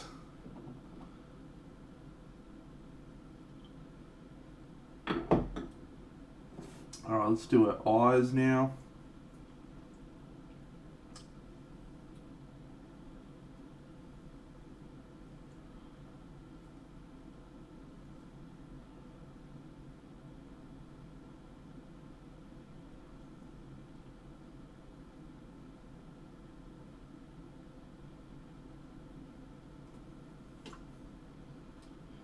Yeah, so what I'll probably do is just do a very, very, very, very thin airbrush glaze just in this area. Super thin.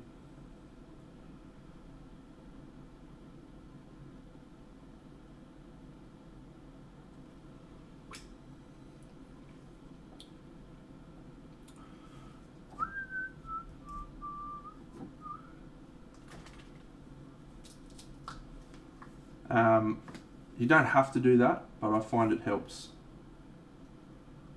Just make it look like a part of the skin a little bit more. Just really, really quick, thin airbrush.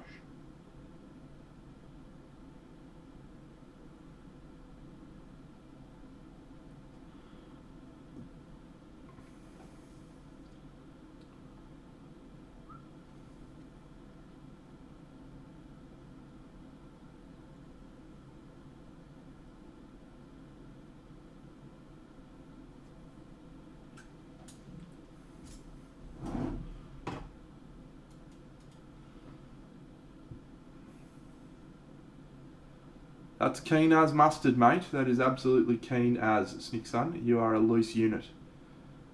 I did a Japanese style tattoo on the back of a samurai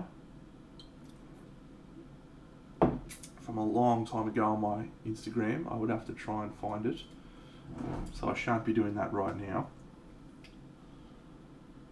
But maybe a little bit later on I will.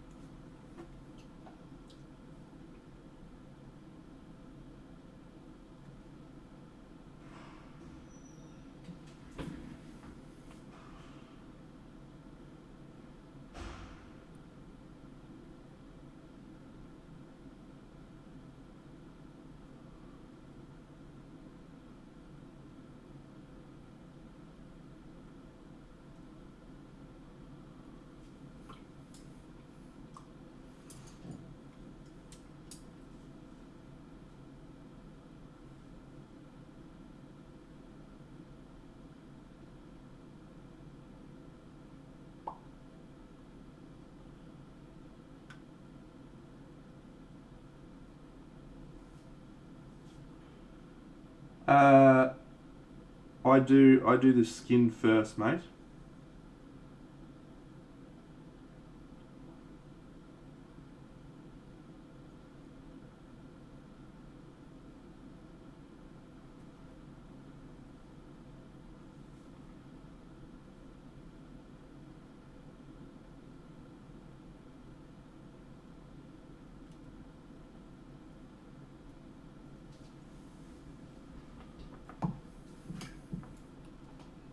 Yeah, I'll do the skin first, and then I'll do tattoos over the top, and then I'll usually just do a little bit of tweaking of the highlights afterwards. Yep.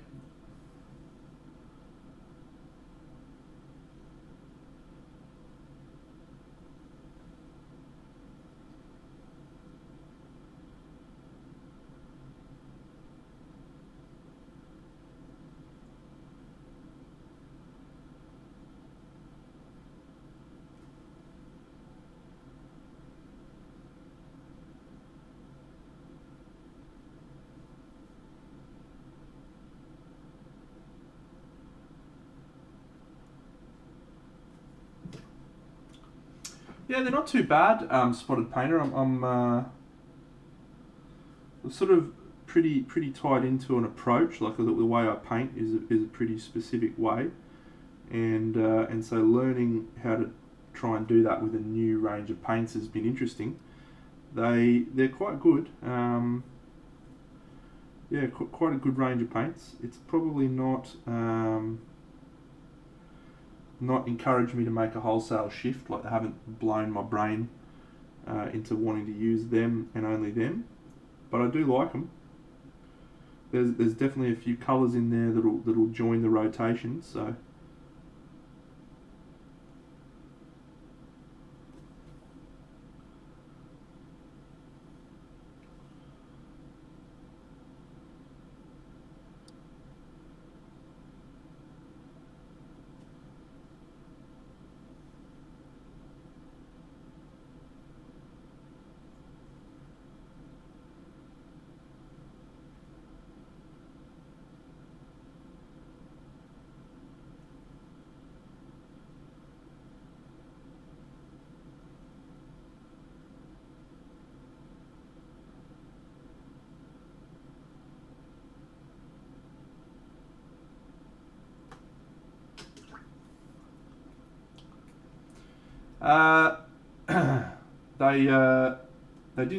They basically did a whole pile of stuff that was based on Auschwitz. It was pretty poor taste. I don't think they intended for it to be in poor taste. But yeah, I think they made some pretty poor decisions. To their credit, they tried to fix it. Took the campaign down and change their approach and stuff. So yeah.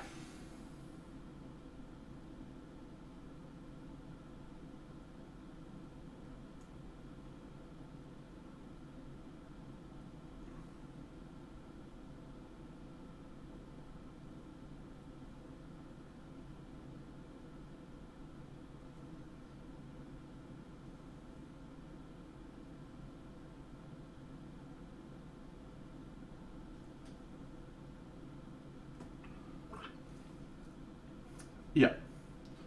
It wasn't great. Wasn't great.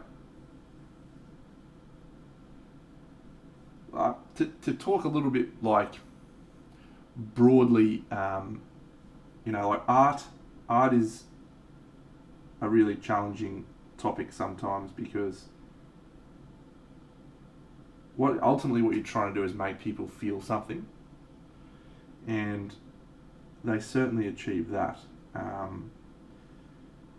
But yeah, I feel like they maybe just didn't play to their audience in terms of art. Like, I mean, everything we do here is an art form, right?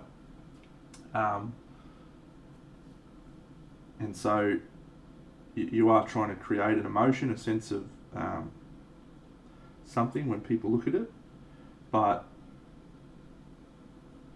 I don't think you want people to be up in arms about what you're producing, which doesn't in any way, shape or form, excuse the poor taste. So.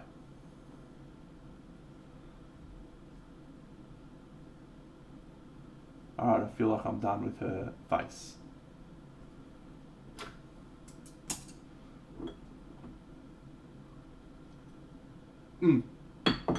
Yeah, exactly the point. If someone did a diorama of a concentration camp, you'd look at it and you'd feel uncomfortable, and you'd be like, well, I understand what they're trying to evoke here. Whereas using that to sell your product, it feels a little bit more gratuitous. I tend to agree with Rob Kelly there. Poor taste, but not intentionally malicious was the overall perspective I had on it.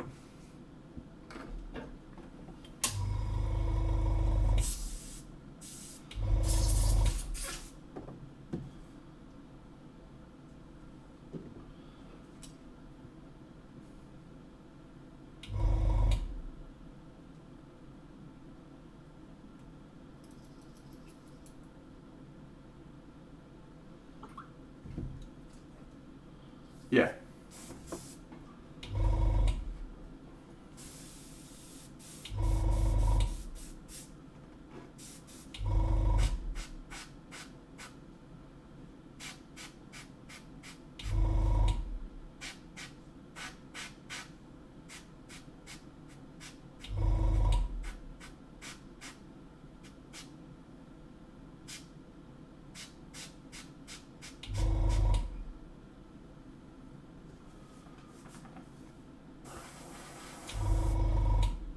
It was actually supposed to be a little bit of a moco, yeah. I was inspired by a traditional Maori tattoo. It's not based specifically on one, but yeah.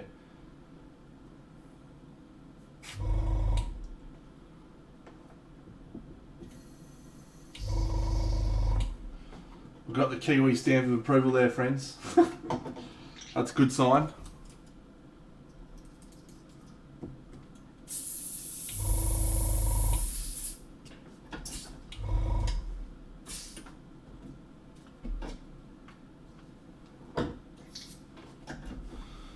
Alright, let's glue this head in and then we can start looking at the model as a whole and start thinking seriously about what the fuck we're going to do with the rest of it.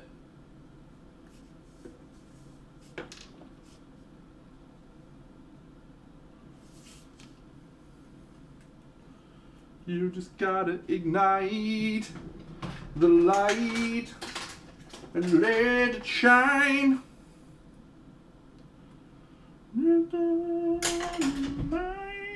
Like the 4th of July. Yeah, I haven't even thought about the sword, mate. You know what I'm probably going to do? Probably going to fucking Sigor brown the scabbard and just fucking call it a day.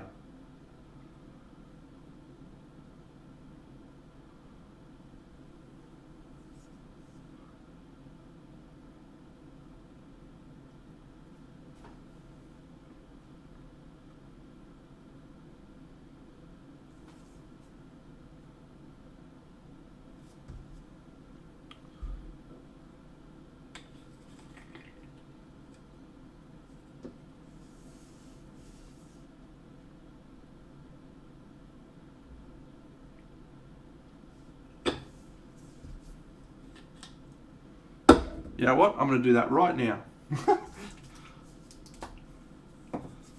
I can love a Sigor brown. Boom. Get in there, you fuck.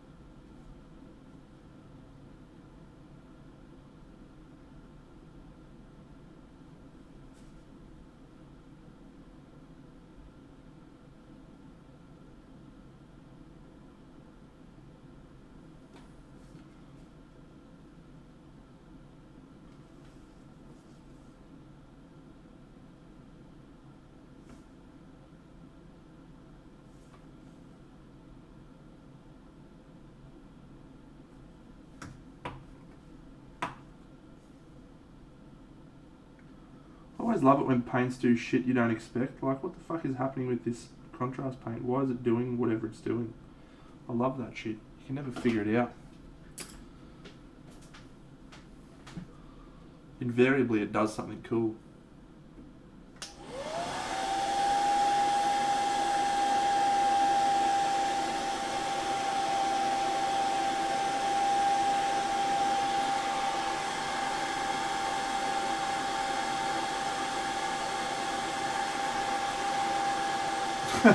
That's a good rule, mate. My friend Gavin, who was on the stream the other night, they always used to tease me about my painting approach. It was called brown with a wash. They reckoned I used to just paint everything brown with a wash, which was probably pretty accurate, to be fair. So.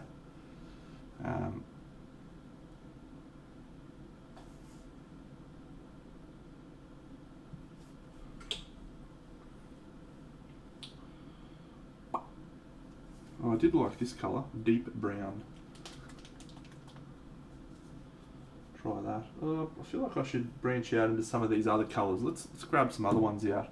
We've got a colour called dark green. Let's try that. What else we got up here? Ooh, I like the look of that one. Dark green, cool. What is this colour called? This colour is called light earth. I like the look of that. Bit of light earth. Oh yeah, oh yeah. And let's pick a rando. Let's pick, oh, Sahara yellow, I've already used that. Violet red maybe, oh, olive green. Oh, what's that one? Golden olive. have a Vallejo colour I really like. It's called Golden Olive. Looks surprisingly similar to that. Outstanding.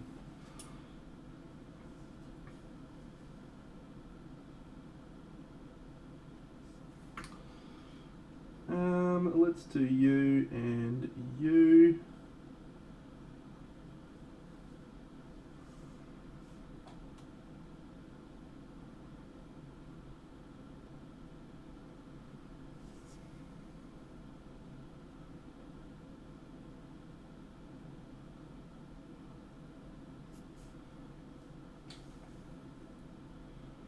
And let's do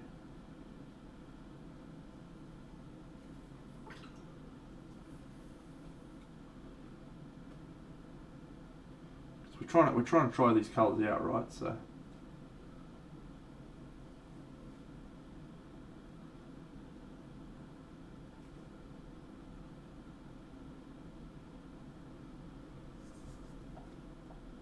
yeah, Vallejo Red is one of my all-time colours actually. They have two colours in this range that I like the looks of based on that similar mindset. This one, which is called Black Red, which I quite like the look of. And then this one, which is called Burnt Red, which is, yeah, really nice. So, let's get some Burnt Red, actually. Why not?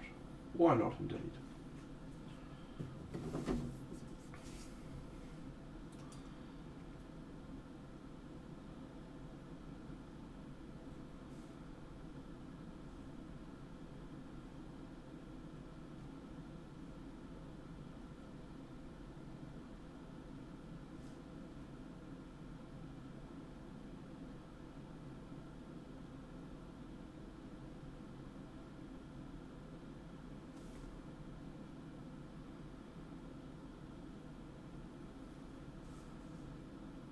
So I can go this thing.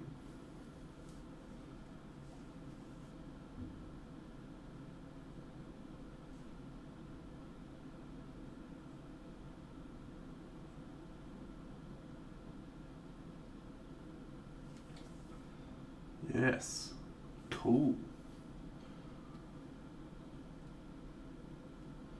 That's what she looks like at a normal scale, friends. What do we think? How do we feel?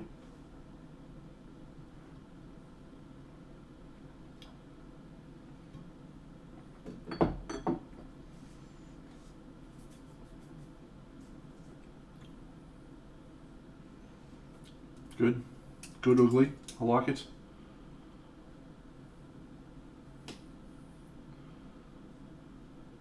Wampa's not convinced. What's going on, Wampa? You're not digging something?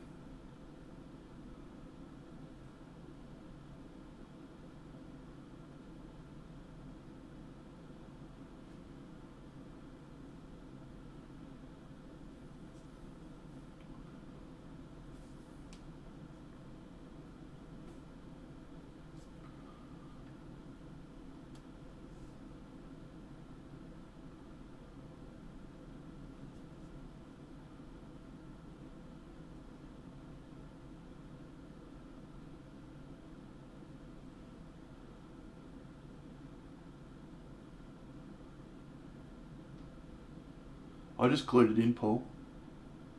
I just glued it in. So, I shan't be doing that.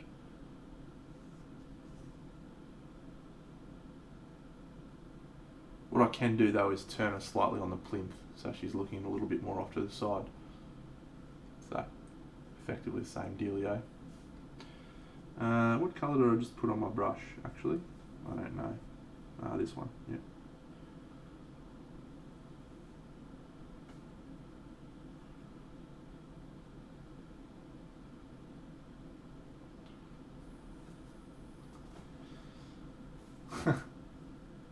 A belly button ring. Come on, that's a stretch. That's probably a good shout, Wampa. We can tone the orange up a bit. Yeah, for the moment though, we might just keep keep on keeping on, I think, and see how it looks when a few of the other elements are painted.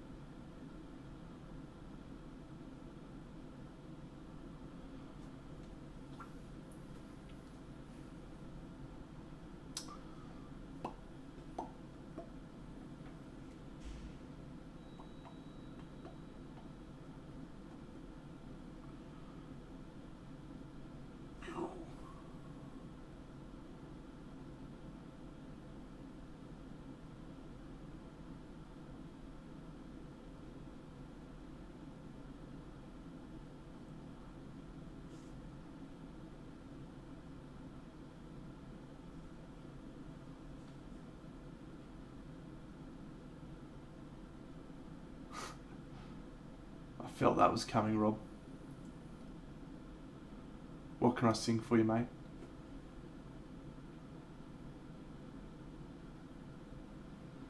You are my fire, my one desire.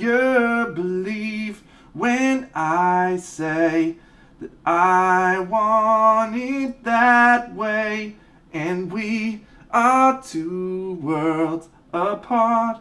Can't do something to Rob's heart when you say that I want it that way.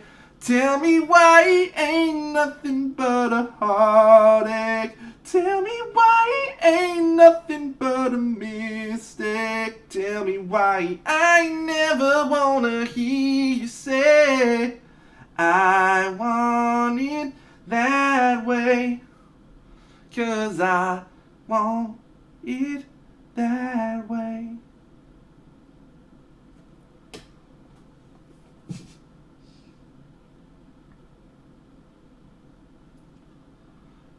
Glorious.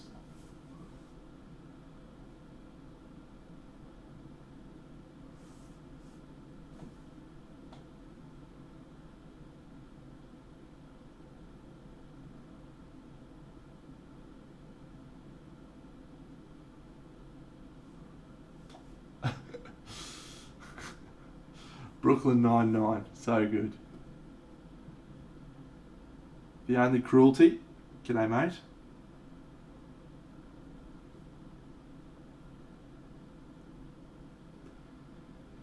I do, Benny, yeah, I do. I mean, I get around that by just watching shit anyway, when the footy's on. All I used to watch was like footy or just shows I've watched before, you know, like Buffy or fucking Archer or whatever. So, yeah, at the moment, if there's footy or cricket on, I just have it on while I'm streaming and just have a listen, like real quiet, and because that was only like background information anyway. So yeah, that is something I sort of miss a little bit, yeah.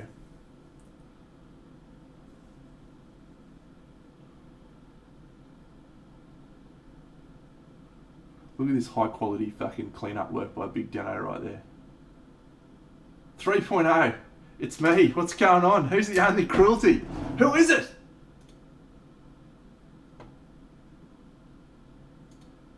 It's someone I know.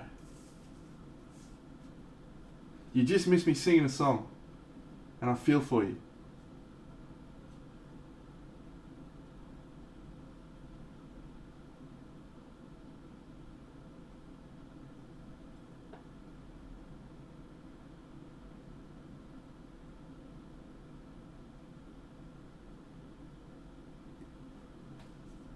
Ah, Sparkles, what's going on? You're all in tonight. Here we go.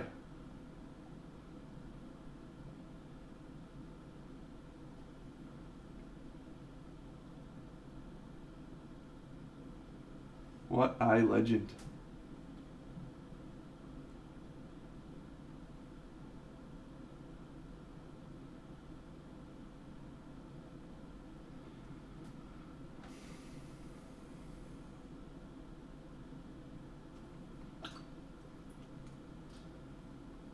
Yeah, Benny, I've watched that Lord of the Rings behind the scenes fucking DVD about 8,000 times.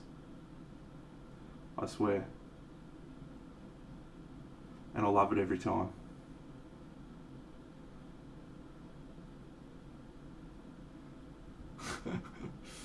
Every time it does me. Just like, I love you, Peter Jackson.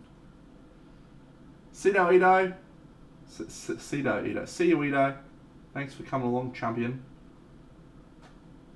Yeah, the guys at Weta are the best. Hey, Smeggers. Fucking dig that. My girlfriend and I were actually talking about going to New Zealand because of the travel bubble thing.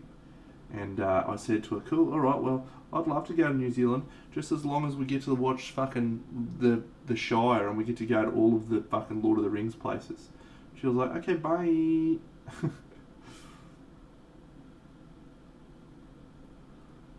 She was not at all particularly interested in hanging out with me whilst I went to Lord of the Rings places to fangirl.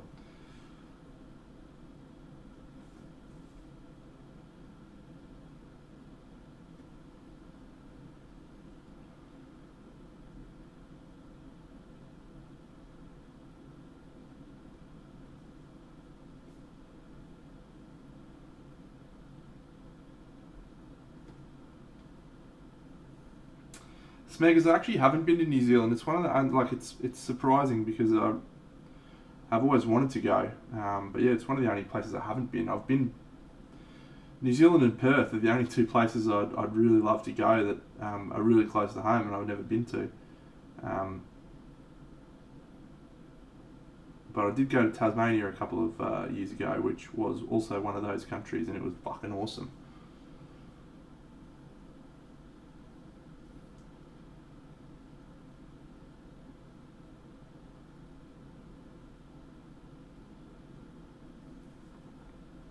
Yeah, it looks mad. You know, I'm doing this just for Gav, by the way. What's happening right now? Just fucking painting the back of this model so Gav can fuck off. Suck shit, Gav. You idiot. Oh! Is that... I don't think I know that one. Is it... Hang on, let me go check it. I definitely know Starman.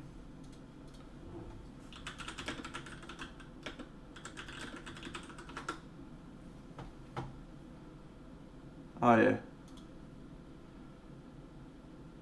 I do know that song.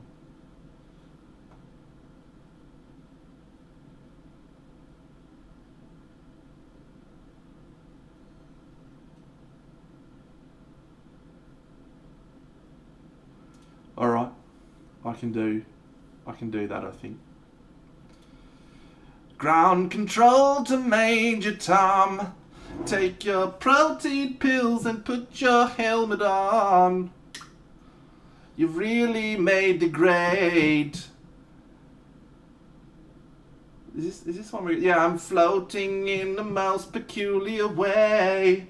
And the stars look very different today. Here, and I'm sitting in a tin can. Far across the world.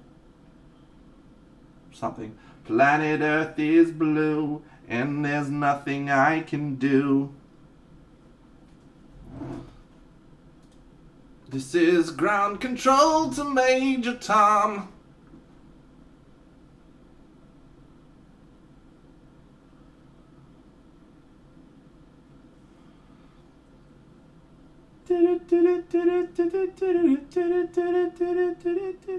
There's a starman waiting in the sky.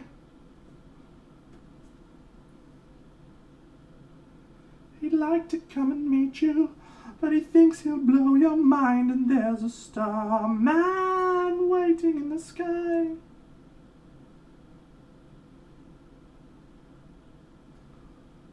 Let the children listen. Let the children listen.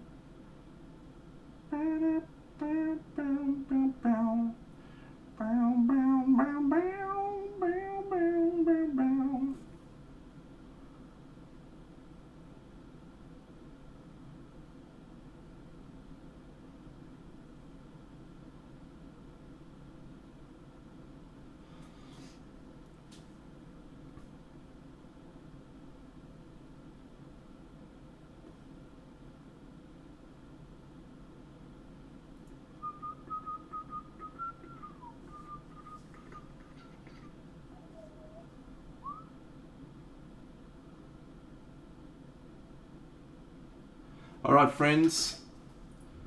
I think we're going to call it a night on this Rebel Alliance. You are part of the Rebel Alliance and a traitor.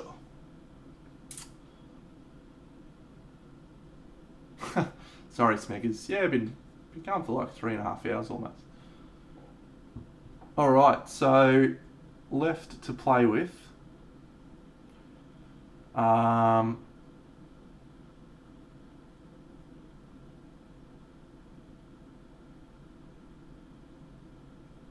hasn't he got a real weedy voice?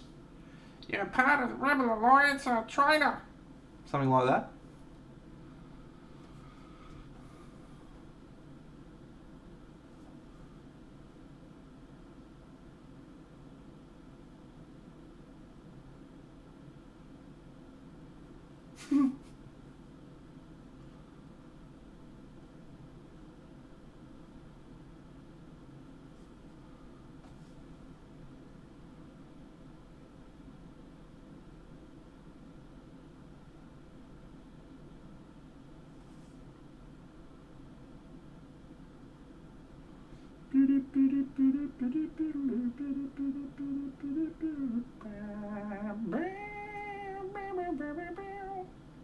Yeah, I think it's supposed to be like a sci-fi gun or something, mate. I'm not much into guns. Don't know too much about them. Except for these ones. Oh, Jack and Sledge, the Hammer Brothers.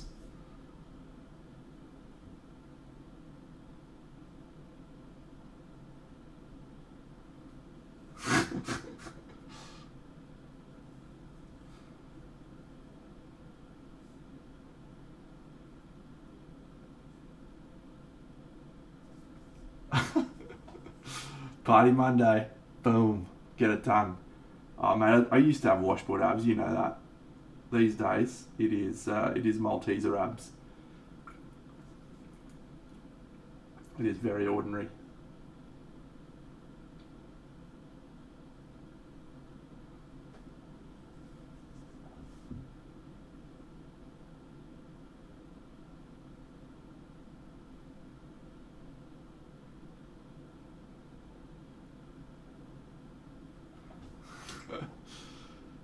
I did have long hair. I used to have a mullet when I was younger, friends. You may be surprised to know that. You may not be surprised to know that as well. And it was glorious. Absolutely glorious. I think I got a photo of it hanging around.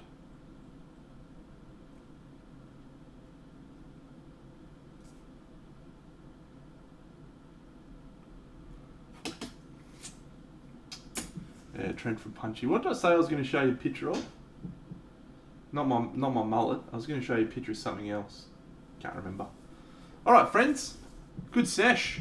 I dig this. I dig how this is looking.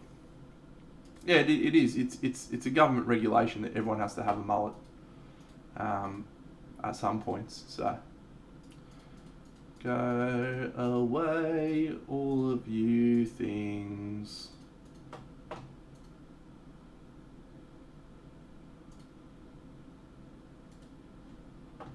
Alright.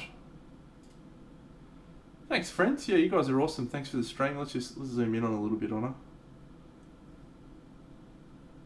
I think she's looking pretty cool, hey?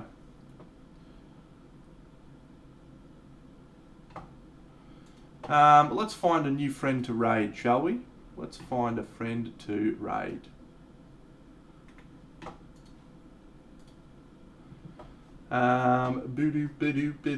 Oh, Pascal's streaming. He popped in before. We'll just have a quick bo peep and see if anyone else is kicking around that we haven't tapped into before.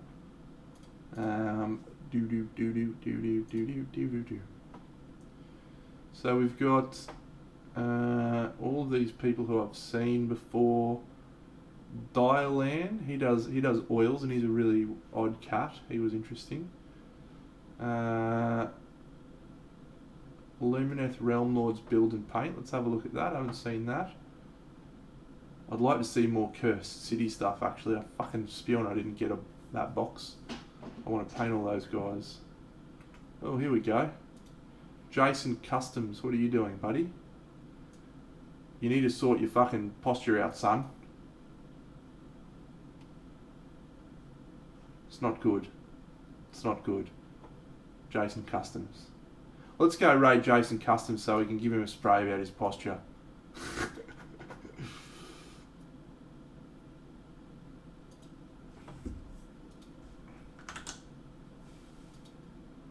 You're all champions, friends. I am very pleased to see you all once again. Have a great evening, day, afternoon, whatever it is. And I'll see you all on Wednesday. Actually, I won't see you Wednesday. Some other night soon. Bye-bye. Stream. Raid!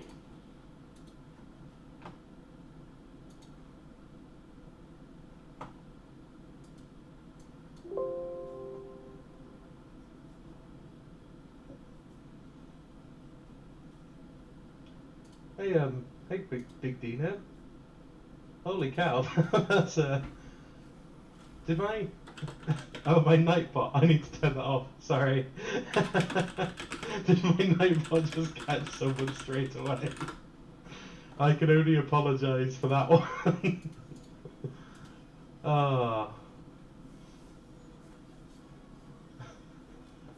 Hey, Big Tino, thanks for coming in. Let me just knock that knock that bot down a peg for doing that to you guys. I hate that thing. Fix my pops. Yeah, I know. Problem is that my table's a pain in the ass at the moment. Yeah. Stop. Sorry, 1 second. Let me get this bot to stop.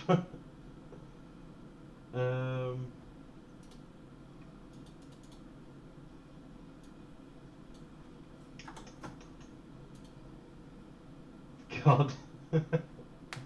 Yeah, I need to buy a new table. That's the next goal. The problem is I went and chucked bloody shelves underneath this one, thinking, oh yeah, this would be a big room save. Saved rooms, destroyed my back. How do I get rid of this?